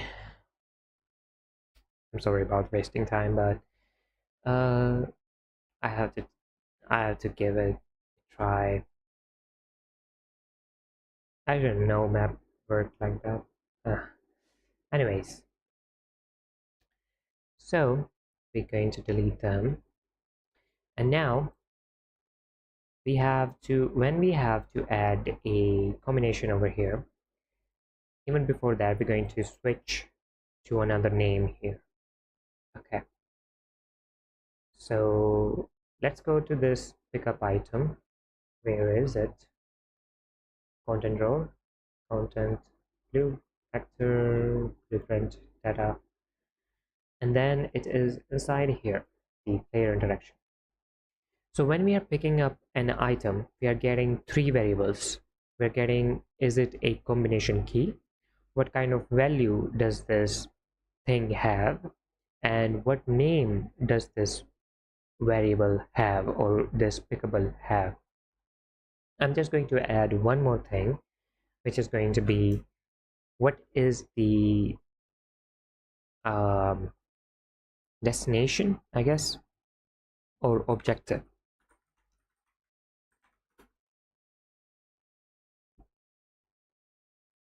And this is going to be a string, or it could be a name, anything. And I'm going to move it above. So what is happening, right? What we're going to use this for is, if we go back to the combination key, now we can set a objective here.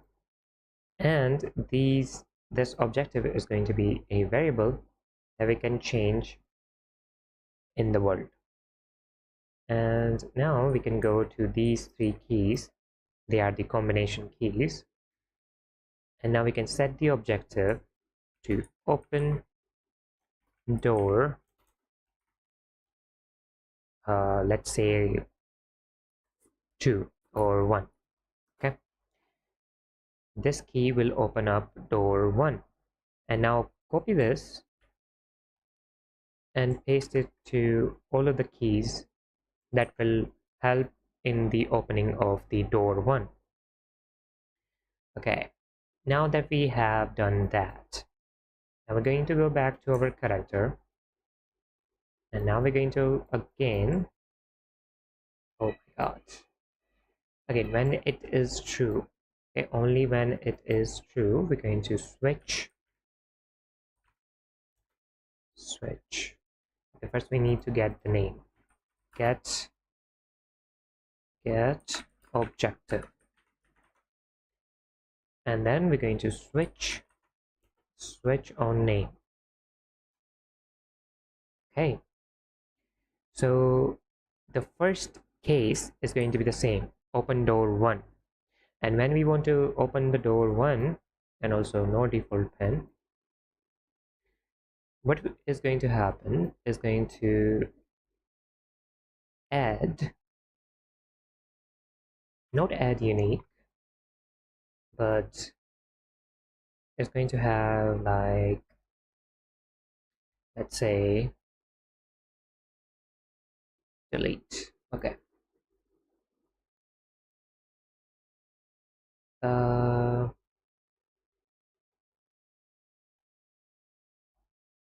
okay, we're going to get a name from this, and this name will change depending on the door number. Okay, so what I mean by this is, let's go to event graph and let me show you. If I press key 3, okay, and then we make literal, like literal name, okay, and this name is something like I am 456. Okay, so this is a name. Okay, it is set of characters. It can have anything, a string character or a integer, but we only want integer. So how we can do that? So when we create a value called I am 456, in the return value we can say to integer. Can we do that? I don't think we can. Let's go to the print string. integer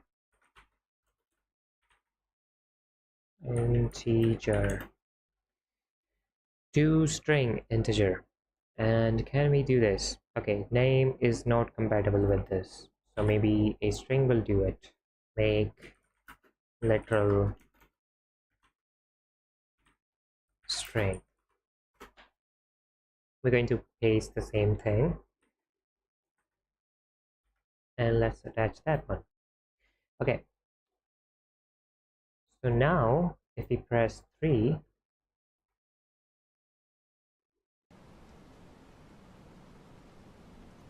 it print out 0.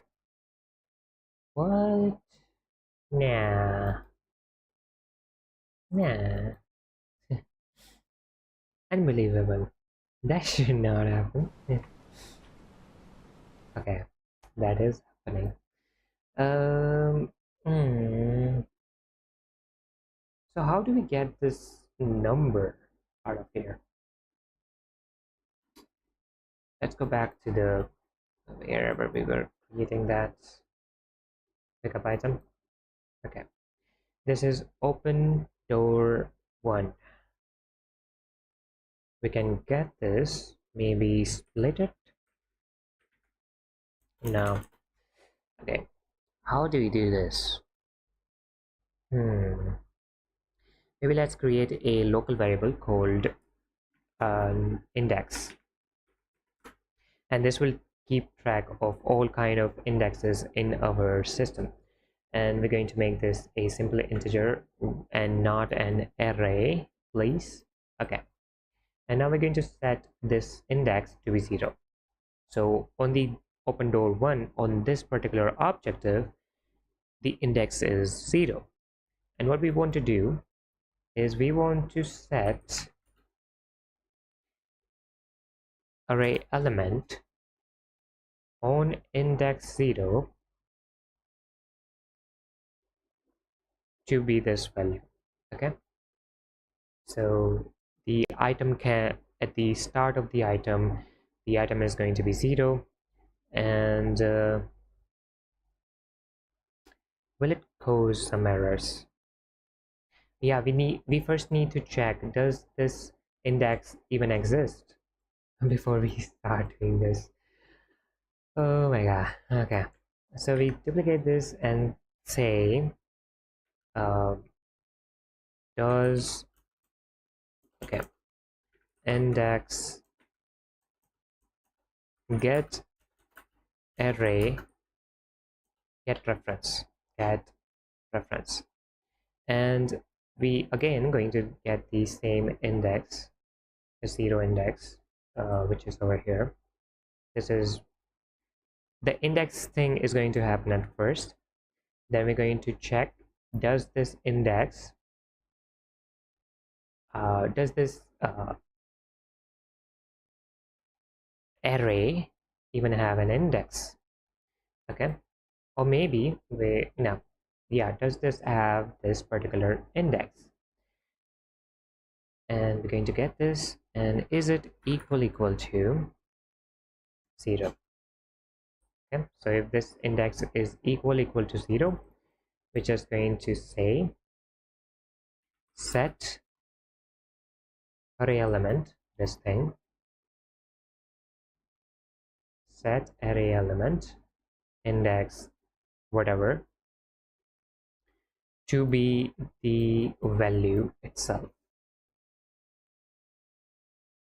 Okay,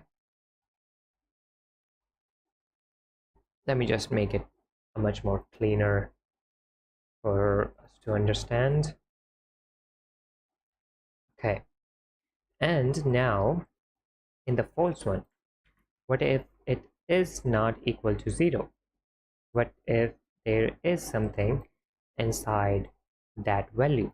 Then we're going to get this value and multiply it by the by this value, where it is, this value, and we're going to make this the item. Okay, so now what we are doing is we are checking, does the particular index in the array have anything? Is it equal to 0? If it is, then we're going to add something to that value, and if it is not, then we're not going to add anything to that particular value. Okay, compile, save everything. Also, yeah, I think let's see if this works. And we also need to do a few things inside the combination key. One thing that we need to do is not there. I think this is going to work. I just need to print every key of them. So in every loop body, even if it's true or even if it's not, we're going to print what array element there is. Okay, now let's go run it. It's not running. We pick up something and it's still not running. And the combination attempt to access index 0 from array key combination of length 0. Yeah. Okay, so what we need to do is check how much index this is. Okay, then we're going to check before we even do this. Let me just move it to a side. So let me just do this. Okay, so what we're going to do is we're going to get the key code combi, and then we're going to check the length of this array, and we're going to know if this length is equal to this index, and index is particularly going to be 1 or something. Okay, length is plus, yeah, plus 1 then the index can be anything then. Okay, so if the length of the array is plus 1 then the index that we have selected, then we can do this. If it's not, then we need to make some kind of element in that position. Okay, so we can send it to true, and if it's not, then we're going to add we're going to get the key combination, and we're going to run a for loop.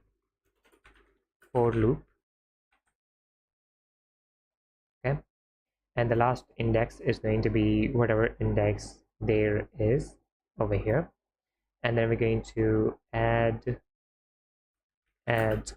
unique to this. Even if it's 0, we just have to add this to it, and on complete we're going to do the same.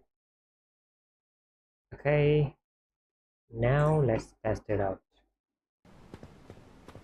So first nothing happens, but if we figure it out, even now nothing happens. Okay, what if we collect all of them? Even now it's not opening up. What is happening? What is happening? This key code have to be something. Cannot be just empty key codes. Wait a minute, does this door even have them?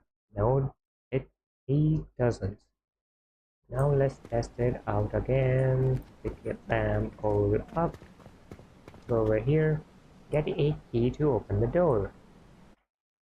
Well, we don't have. This is so annoying. I have been working on this for a long time now. So the key code is now working, and it is something. Okay, and for some reason we are using that key code when we shouldn't use that key code.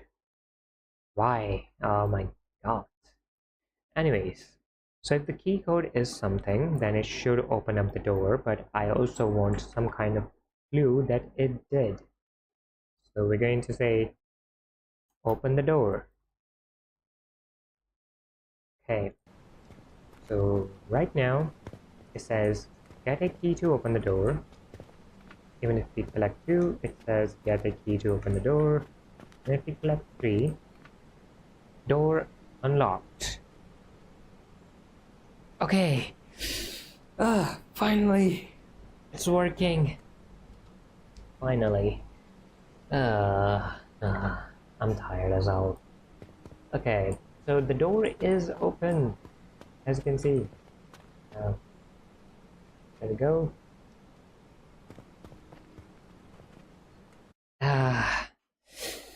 It's been it's been too long. It's really annoying. Anyways, so the 3 key door is now working, and I think the probably one thing that it needed is to have a unique type of array that will have those kind of combination. Now there's one more thing that we can do here, and that is that yeah, what can we do here? Yeah, one thing that we can do here is instead of making it a different key code combination, it can be just one set of array, which would be much easier for us to work with, and yeah, it will not cause us too much uh, things in future. Anyways, so instead of making this maybe let's just keep it this way. I mean, it's working. If it's working, you shouldn't touch it.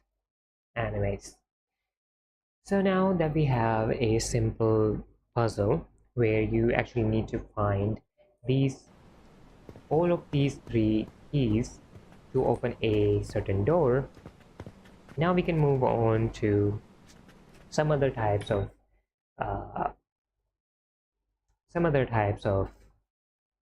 puzzles. Now I do have a lot of puzzles too that I want to work with, but I think it's only been 2.5. Okay, we can work more. We can work more, but I really don't want to work on the puzzles anymore. They take time and they are annoying. So what I'm actually going to work with right now is going to be the menus. Okay, so we're going to close all of them. Let's also save all of them, and now let's start working with the menu.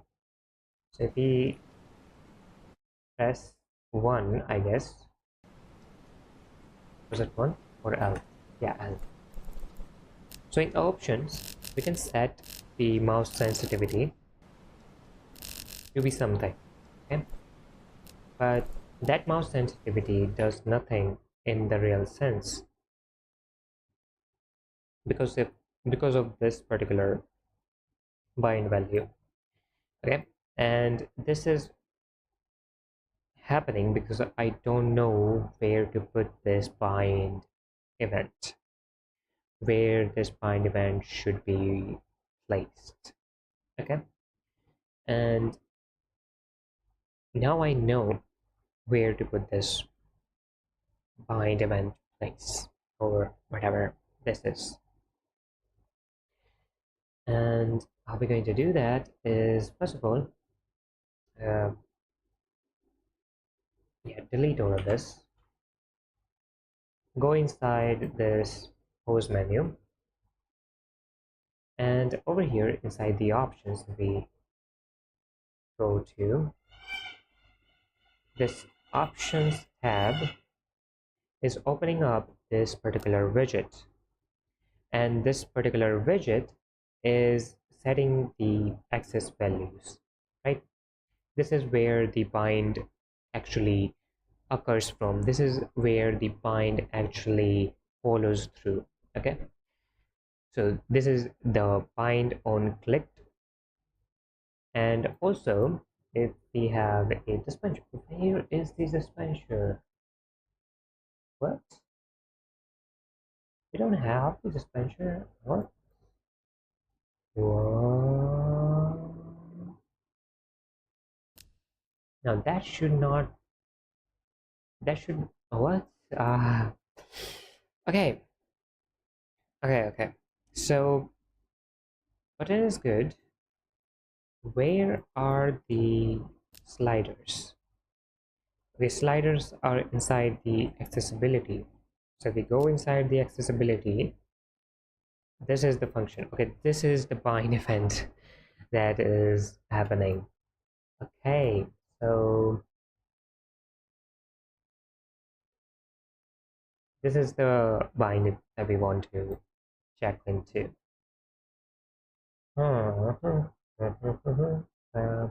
So when we are inside the options, whenever we open up the options menu, this bind event should occur at that point of time. Okay, so what we're going to do, we're going to go inside the pause menu, and when the options is happening, we're going to create a event here. Go inside the player blueprint, data, player interaction, and inside the player interaction we're going to say external bind event trigger. Okay, and this will have all kind of bind events that will ever happen at random points of time, and we just don't know where to put them. Okay, so we're just going to save them. It's not going to have any input, any output, just a simple little interface function. Okay, and now we're going to bind that event right here. So let's grab that bind event on clicked or a cursor or mouse sensitivity change or something like that. What was it? So inside the mouse sense change value change, mouse sense value change, bind mouse sense value change. Okay, bind event to mouse sense value change. Okay, and this event we're going to say create event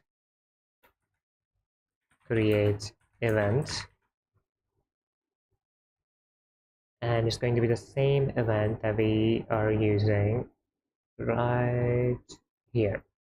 Okay, so this is a small event that changes the mouse sensitivity in x-axis and then y-axis.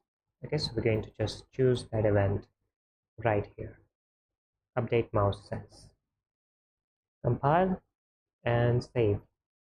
Well, there is no target, so we're going to set up that target right now, and it's going to be accessibility menu. Compile and save. And now we can call this bind event at any point of game in any blueprint. Okay, so let's go over here, and when we change values, okay, so over here we're changing the values, and so whenever we change the value, we're going to call for that event. Okay, external bind event trigger, and this target is going to be get player on. Nice. So every time we change, we call this event and we bind this event right over here. Or maybe let's call this external bind event trigger before we actually call this. Okay. Cool. All right then. Now let's compile and save everything, and let's see if it works. Press L, L, L, yeah. So now these options, let's make them 100. Go back, resume. I don't see a difference, and there is a lot of errors. Okay, so access none, trying to read property accessibility menu, bind event on mouse, trigger change, event, sandbox character, this thing. It happened again.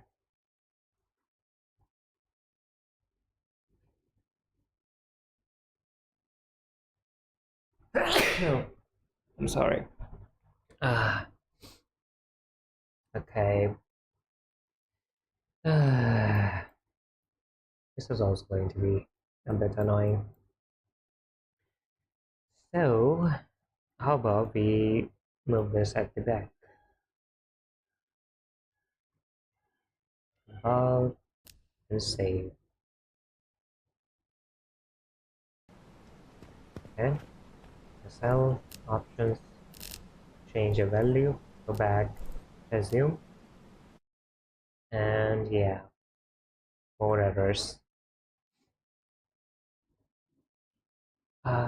Should we even?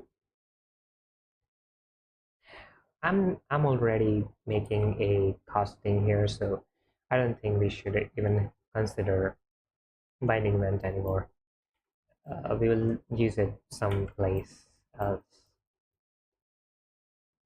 Let's just go to the event tick and go back over here, get the accessibility menu, and inside the accessibility menu, if we go to content over here, so instead of this, we're going to, when we are changing values,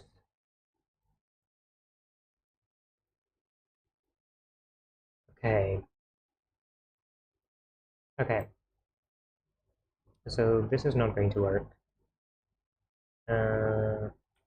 Let's just make them promote to variable x sensitivity, and this is going to be y sensitivity,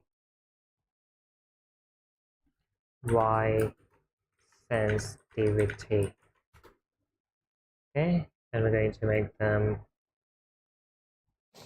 variables, run them over here, and every time we do this, we're going to go over here and set the where is it?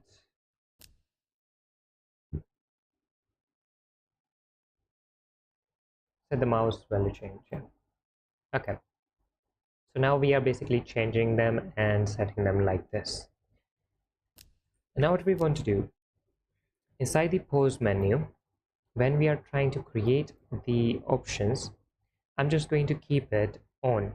Okay, I'm just going to keep the event tick on, that we are changing some options, be available and be active, and check in to any kind of option change that you will ever get.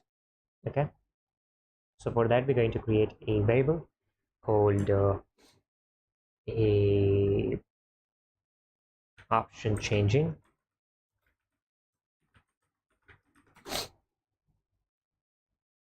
and let's put that here. Okay, and every time we press the back option, it should be moved. Okay, every time we deconstruct it, compile, save.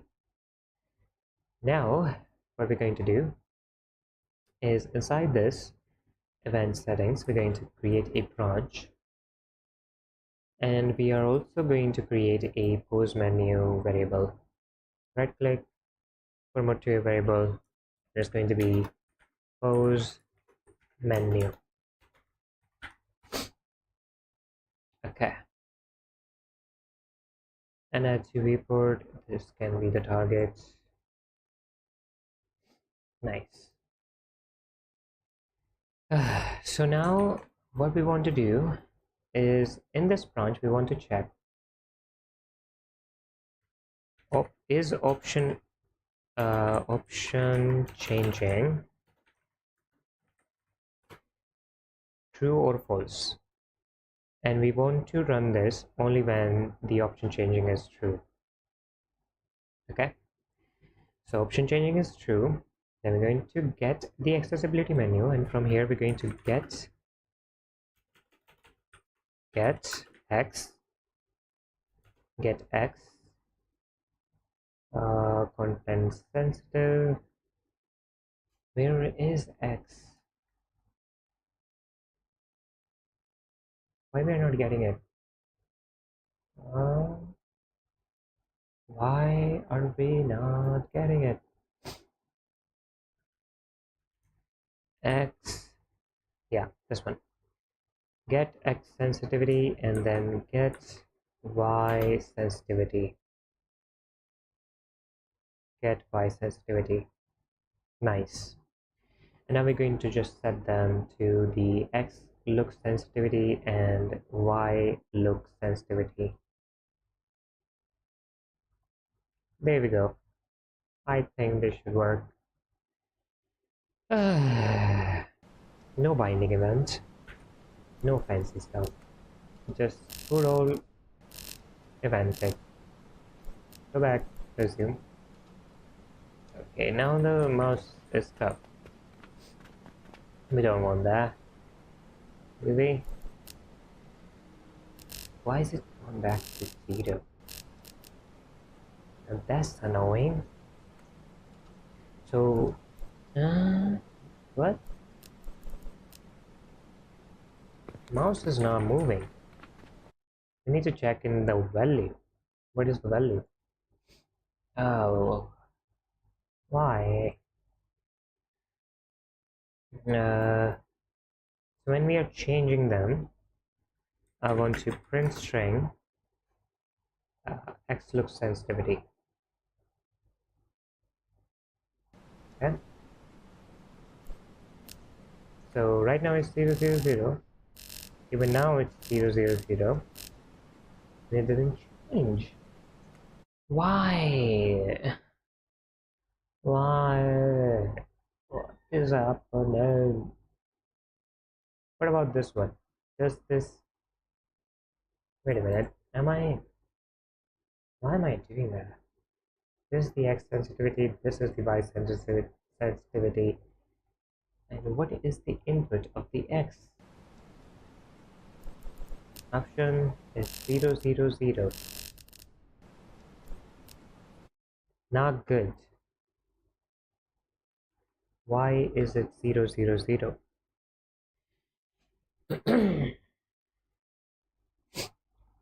So the X sensitivity right here changes when we change the value. And we set them over here every time we change a value.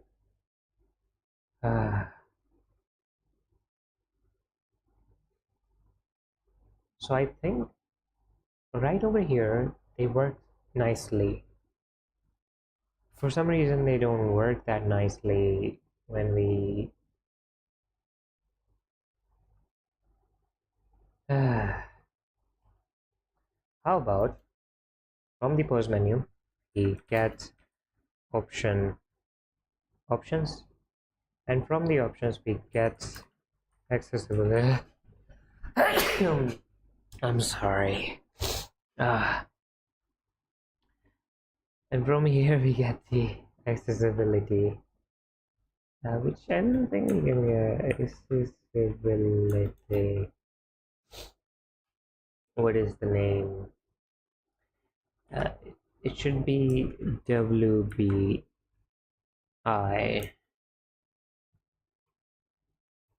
Right? No, not this one. The thing. The thing out here. I want to get maybe creating this right here. If you're not making it a variable, let's make it a variable. Promote to variable options tab. Okay.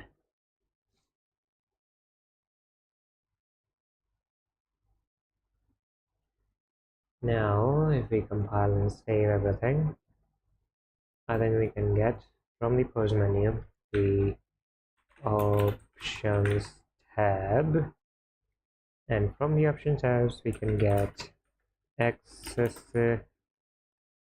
WBI accessibility.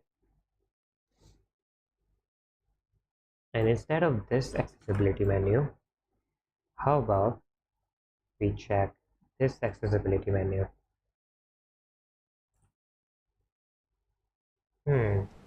Let's go over to L options. Now it's changing! Yay! Yay! Now it's 100. As you can see, the mouse is faster. It's working. It's working. Okay. There are so many errors though. I will fix it. For now, if we go to the pause menu and if we decrease it to something like, if we make it 0, it completely stops. But if we make it a little bit up, like something like here, okay, for both of them, and if we go back, resume, now as you can see the mouse is really slow. I'm not doing this. I mean, you can see me if as you can see the mouse is moving really fast, and it can only move this much. Really nice. And if you go to menu and increase it, I will fix the default values here in a bit. But if you go back to the resume, and as you can see, I'm just moving it like this, and it's moving a lot. It's working. It's working. Okay.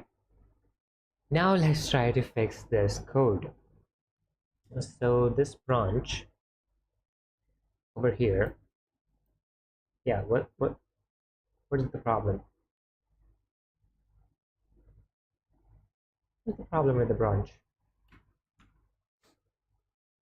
Okay, trying to read the property pause menu branch executable. Oh, I see. There's an easy fix. Just go over here and say valid. Valid. Yeah, is valid. And we will only run this if it's valid. Go over here. And you here. Now there should not be any kind of errors. Nice. Now let's fix the default value inside the accessibility menu. Close this, go to pause menu, go to accessibility. So on pre-construct, okay, so on event pre-construct, we want to change these values, right? What is this? What is this? Oh yeah, we're trying to run this on pre-construct. Okay, let's get all of them. Mouse slider, yeah, all of them, and duplicate them over here. And instead of getting all of these values this way, what we're going to do, we're just going to get our player character's mouse sensitivity, and then we're going to use that instead. Okay, so on the pre-construct, we're going to get player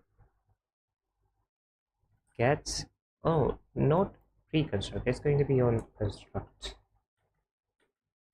Okay, it's going to be on event construct.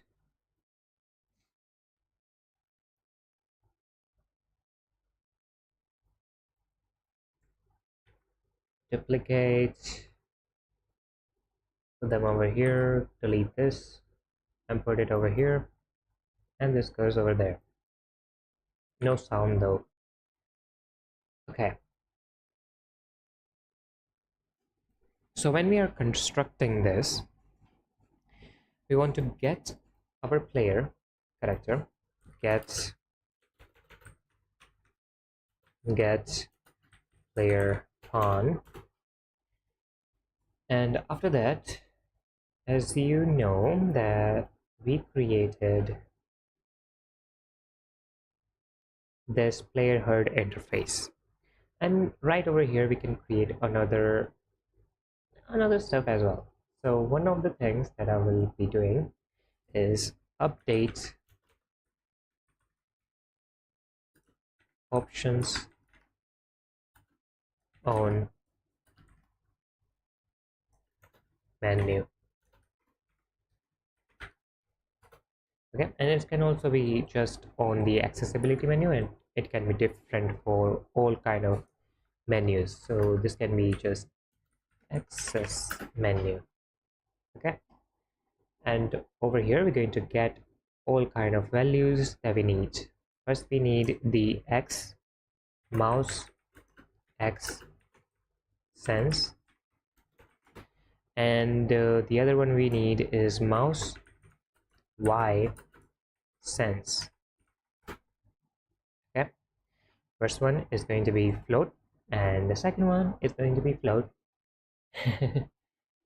Compile and save everything.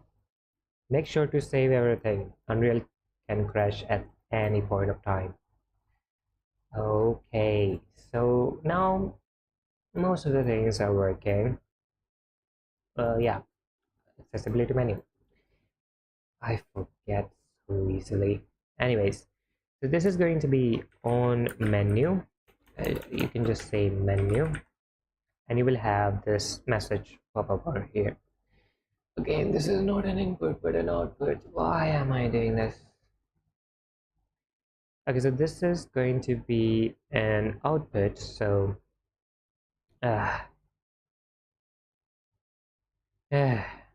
this is not going to open over here, is it? Yeah.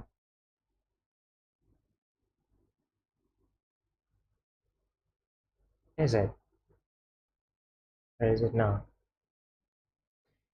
Yeah, it's going to happen something like this, but not exactly like this. We're going to go inside class settings and implement that interface HUD. Yeah. Okay, so after doing that, we can go inside the interface and get battery update option on access menu.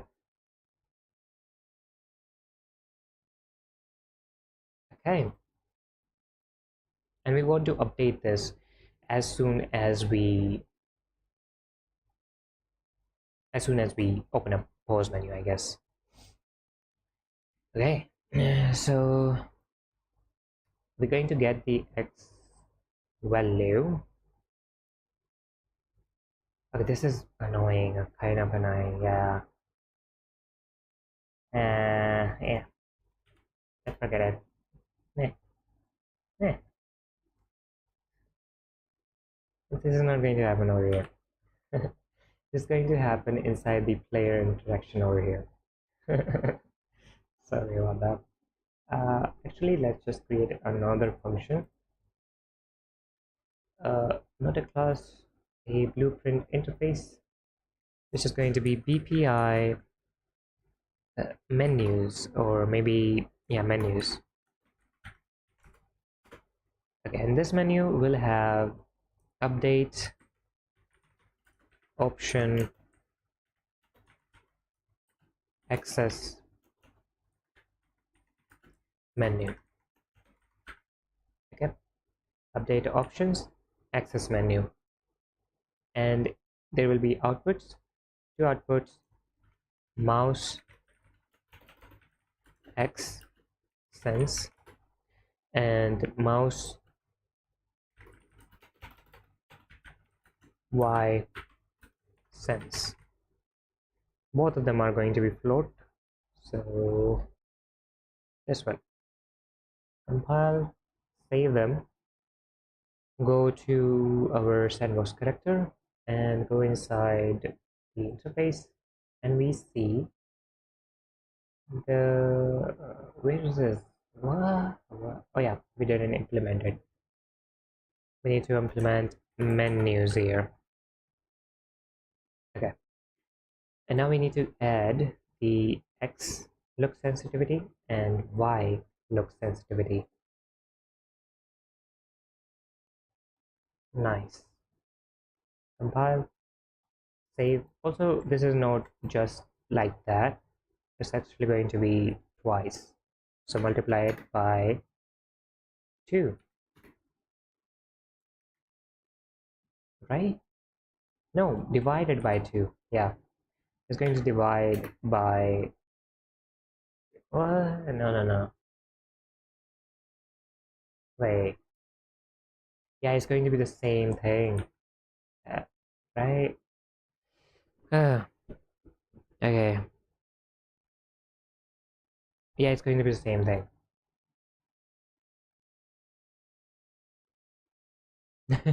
Yeah. Yeah, it's going to be the same thing. Okay, compile, save it. I'll go back to it. Wait a minute. No. Oh my god, it's going to be divided. It's going to be divided by 2. Divide by 2. Same here. Divide by 2. That's going to be sense y. And the reason why it needs to be divided by 2 is if we go to the accessibility menu and check out these sliders, they only have value between 0 and 1. Okay, and I'm actually making the 1 to be actually the twice of the value. So the 1 here is actually 2 in the UI. So for that, I have to make it divide by 2. Okay, so now we can go over here. From here we can call for menu, and we can get the access menu, and we can set the X value. This is X slider,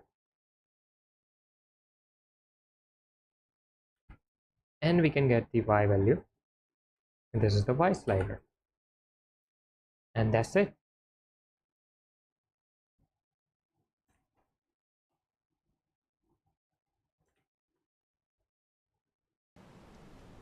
Now if we go to the menu,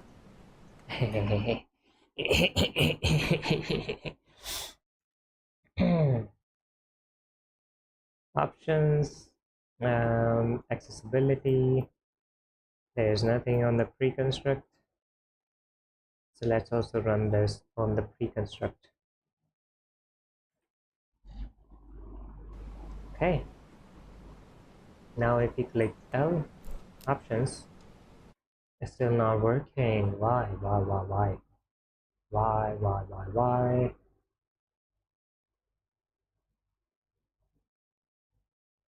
Hmm. Wait a minute. Over here, we're setting the text, right? But we're not setting the percentage,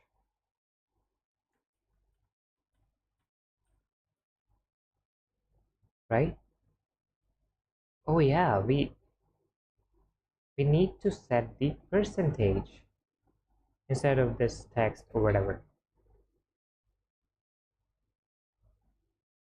Okay. So we need to set the percentage instead of this text. So set percent. No, is it not percent? And what is it? Set value? Well, it's not value. Is it value normally? And now variables, behavior, content, get text. What exactly is the slider? Okay, this is mouse X slider. This one, mouse X slider. Get it? Mouse X percent. Okay. Over here, we're going to set value, and we're going to get the mouse Y slider and set its value. This is X, this is Y. Okay, and we're going to run this, and also we're going to run one on pre-construct. Change values. Also, we're going to run the change values over here. Change values. Okay.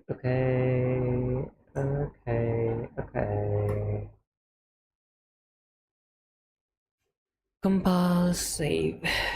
Compile, save.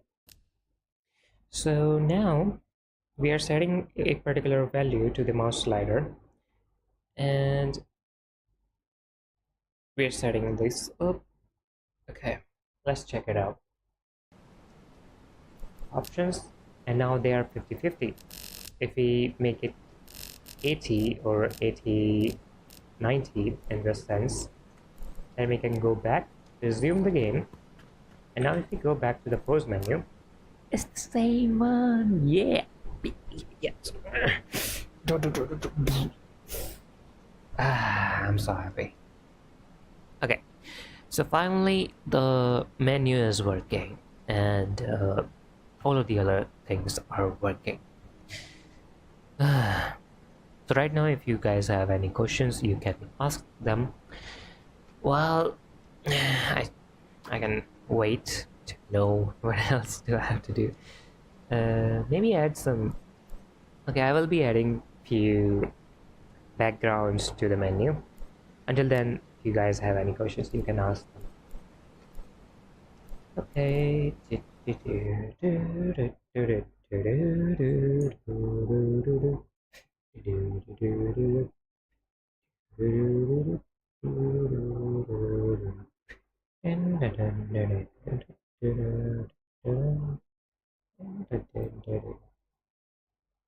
So over here, this is done. Going to go inside pose menu, designer. Let's add a image. Wait a minute. Yeah. What is at the background? So when we go over here, okay, we have the normal background. Okay, got it. What about something else instead of this background?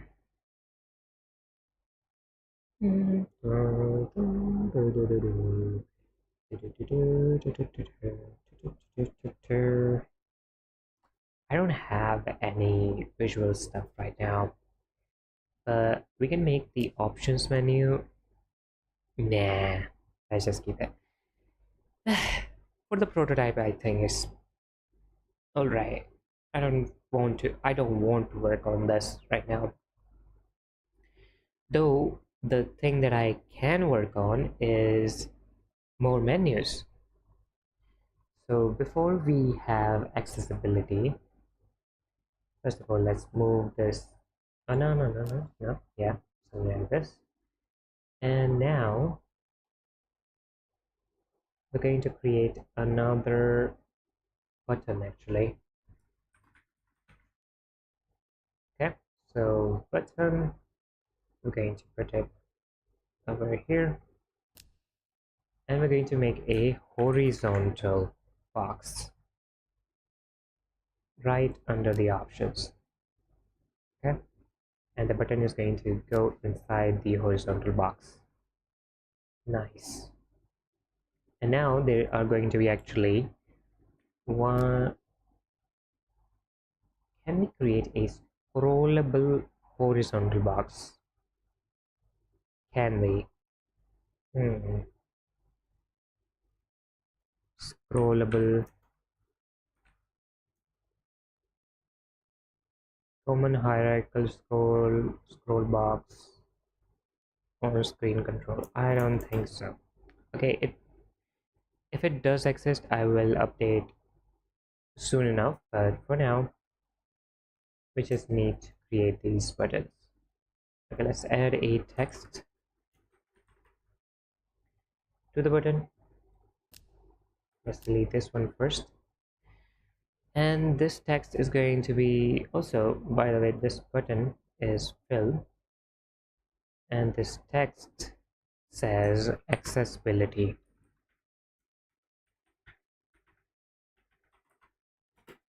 Okay, and now we're going to duplicate, so rename this to be accessibility.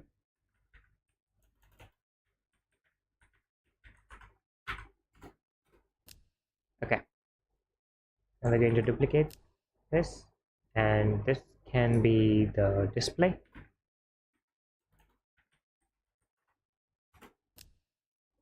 And the text is going to say display as well. Then we can have another button, and this one will be the graphics. graphics. Okay, and the display says graphics.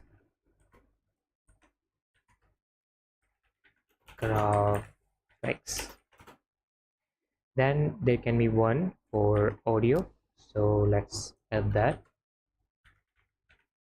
audio, and inside the graphics another audio. Okay, so right now we have these few menus. Accessibility, let's put that at the last. Audio should be at the first. Go inside it. What the hell? What? Yeah, audio should be at the first, then display, then graphics, and then accessibility. Accessibility is no more in the horizontal. Okay, now it's good.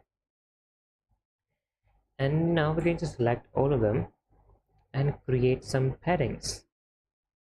I'm thinking on the left is going to be 5, and on the right is going to be 5. Not good enough, but good enough for now. Yeah. Right now I have to make these 4 menus for the prototype, because we are not really going to work on anything else that crazy right now. Okay, so anything else that new? Not really. Okay, so what we want to do is on the event construct, we're going to get any kind of widget that we have or ever have except this audio, or maybe there will be a journal over here. Okay, if we duplicate this, there can be a journal tab where we will have some journal settings to be changed. Okay, let's put this up there. And what we want is, except the journal tab, every other tab is going to disappear. Okay, for now we just have the accessibility, so we're going to set visibility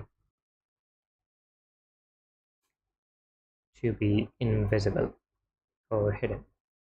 Okay, and when we press the accessibility button on clicked, we're going to get this and set visibility to be visible. Nice. Now let's do this. L options. We don't have any kind of display, but once we click on accessibility, we can access this, change the values, go back, have a changed behavior in our game, then go back to the menu, options, go back to the accessibility, and we can change them back wherever we want.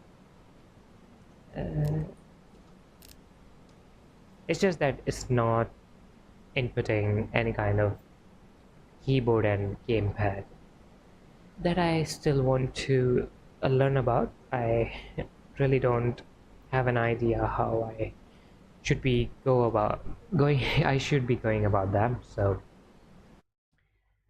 I'm not really ready to mess up this project. That's the only reason.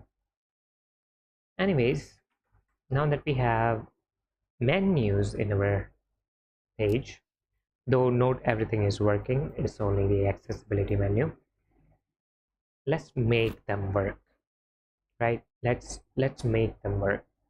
But before we do anything else, we have to make a canvas panel. Okay, and this canvas panel is going to be part of this vertical box. I don't think the canvas can be part of vertical box. Yeah. Okay, it is. So as you can see right over in here, if we add the accessibility menu into the canvas and make the canvas panel fill and the accessibility to have the anchor all the way, then you can see it works. Also the I don't know, yeah, it's this accessibility menu. Okay, so as you can see, the canvas is now holding our accessibility menu, and what we can do is we can have multiple of these types of menus here, just like the accessibility menu, and it will not like stack up because it's a, let's say it's a, because it's a vertical box, right? If I add another menu just like accessibility menu, it's going to stack up right here. Okay, it's going to say mouse sensitivity XY and then another mouse sensitivity XY. But if I have to duplicate it right now, it's like overlaying on itself. Okay, the same is going to go for any other menu that I will ever create. Okay, so if you are trying to make this, make sure that your menus, the actual accessibility or journal or audio menus, are inside a canvas panel instead directly inside the vertical box. Okay, compile and save it. Now let's create another menu. I want a journal menu because journal menu is kind of visible. Let's just create menu for each of them, and they will say something if I don't have the ability to make their options right now. Okay, so first of all we have audio.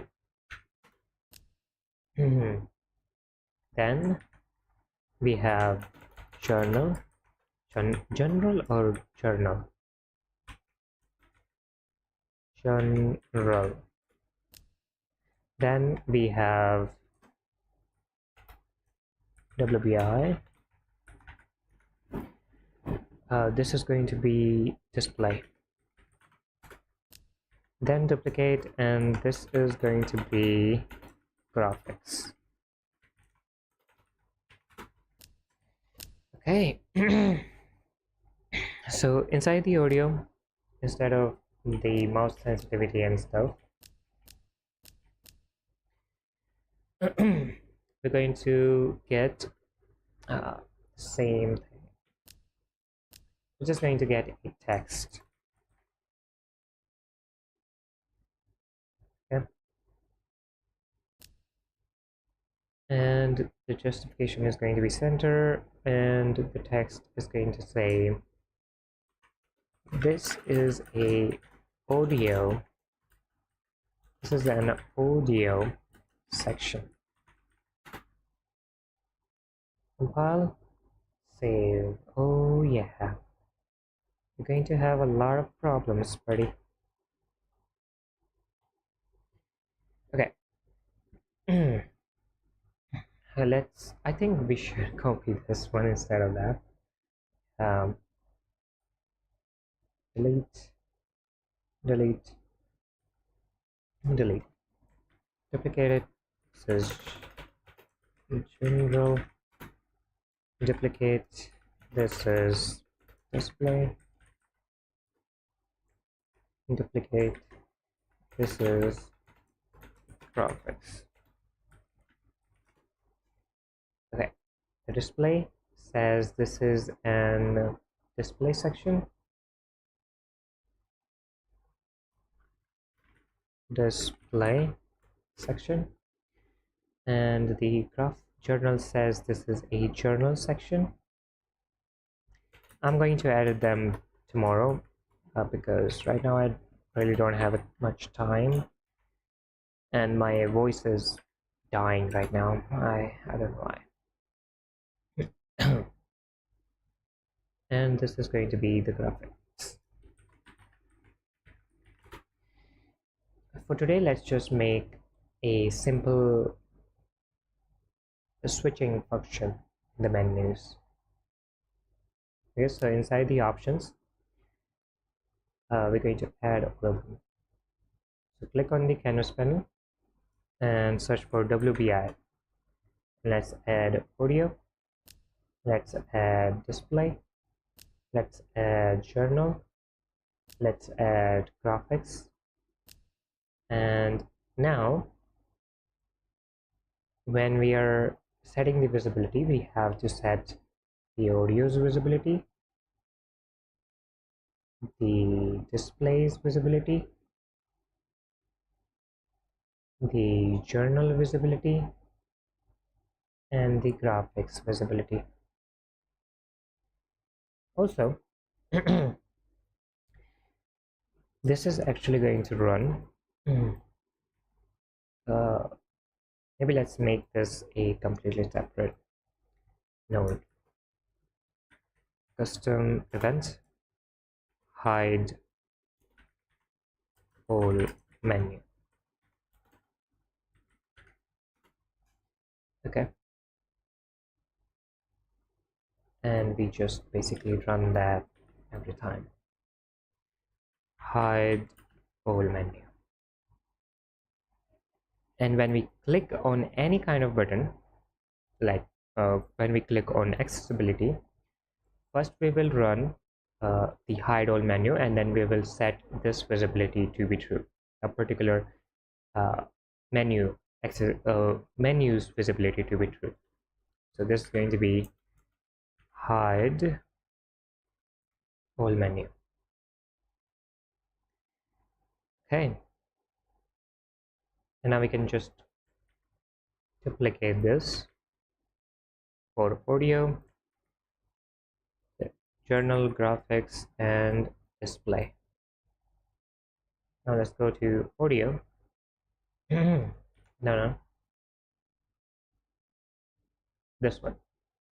On clicked, then display on clicked, then journal on clicked, and graphics on clicked. Let's move them up.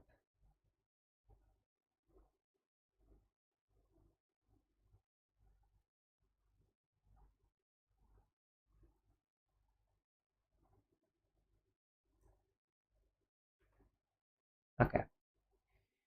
So now what we need to do is in the audio, we have to set it to be audio. Not this audio, this audio. Okay. In display, this needs to be display. In journal, it needs to be journal.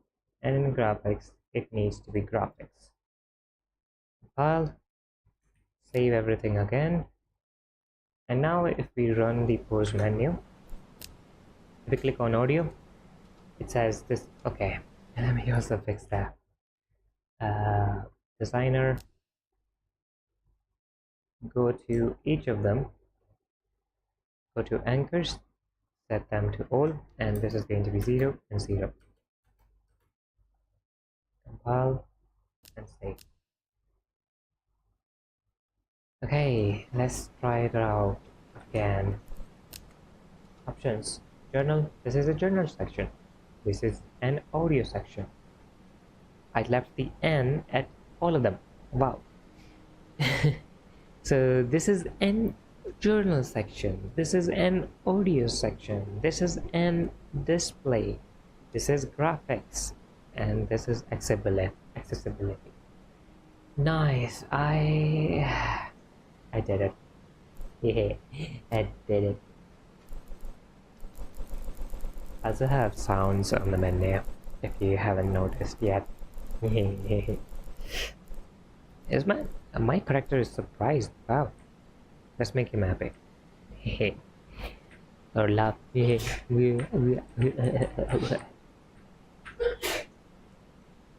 Sorry about that. So now that today's development is done, now we're going to sorry about that. So today's development is done. Now we're going to close up. I did want to still stay and answer all of you guys' questions about anything that you might have. Let's just quit over here. And if anything that you might think like, okay, I get what he's doing right now, but how exactly did he even created these menus, and how exactly did he managed all of the player interaction system and stuff? Then you can go and watch my previous live. All of them are completely available, and they will be available forever. And you can actually study them to know how exactly did I get to this point. Okay, so this is a complete series on how to create a game while I'm creating my own game. It's called Let's Create a Game. The hells.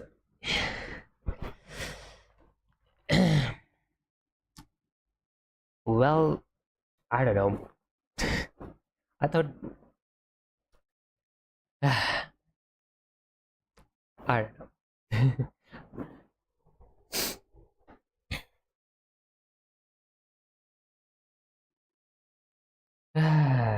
I'm stupid. That's why.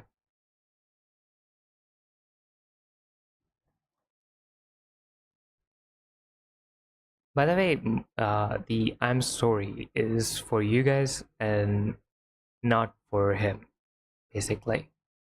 And yeah, I'm also stupid to not pleasant, basically. By the way, welcome to the live, Noah. That was.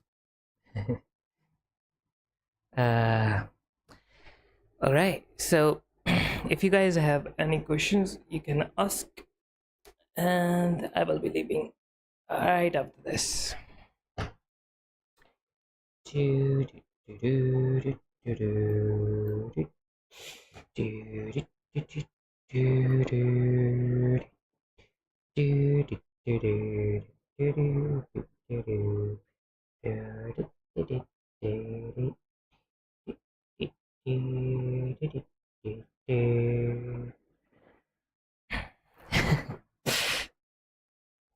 Yeah, I just didn't want to interfere in the live, basically. I think I will be better. Yeah, I will be better next time. I will bless everyone, I guess. I hope.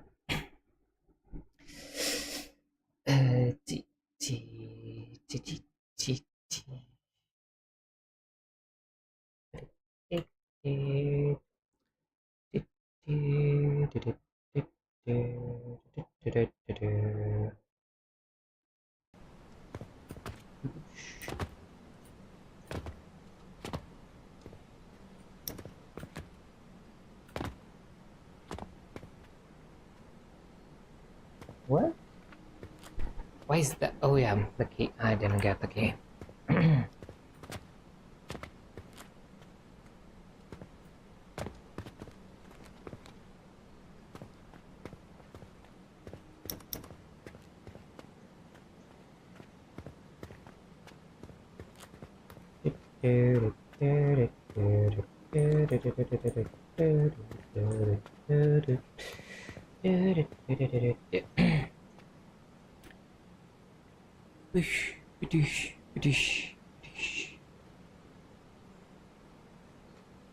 Should we end? I think I think that yeah. Well, I guess if you guys have any questions in the live replay at the live replay, you can comment down below and I will answer them then.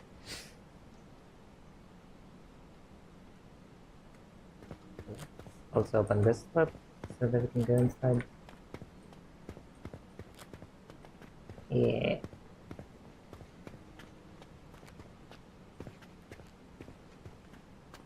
Okay.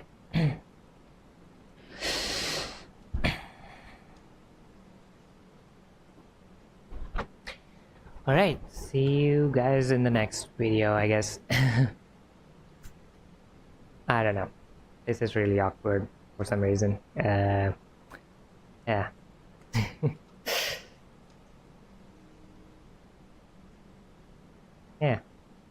Bye.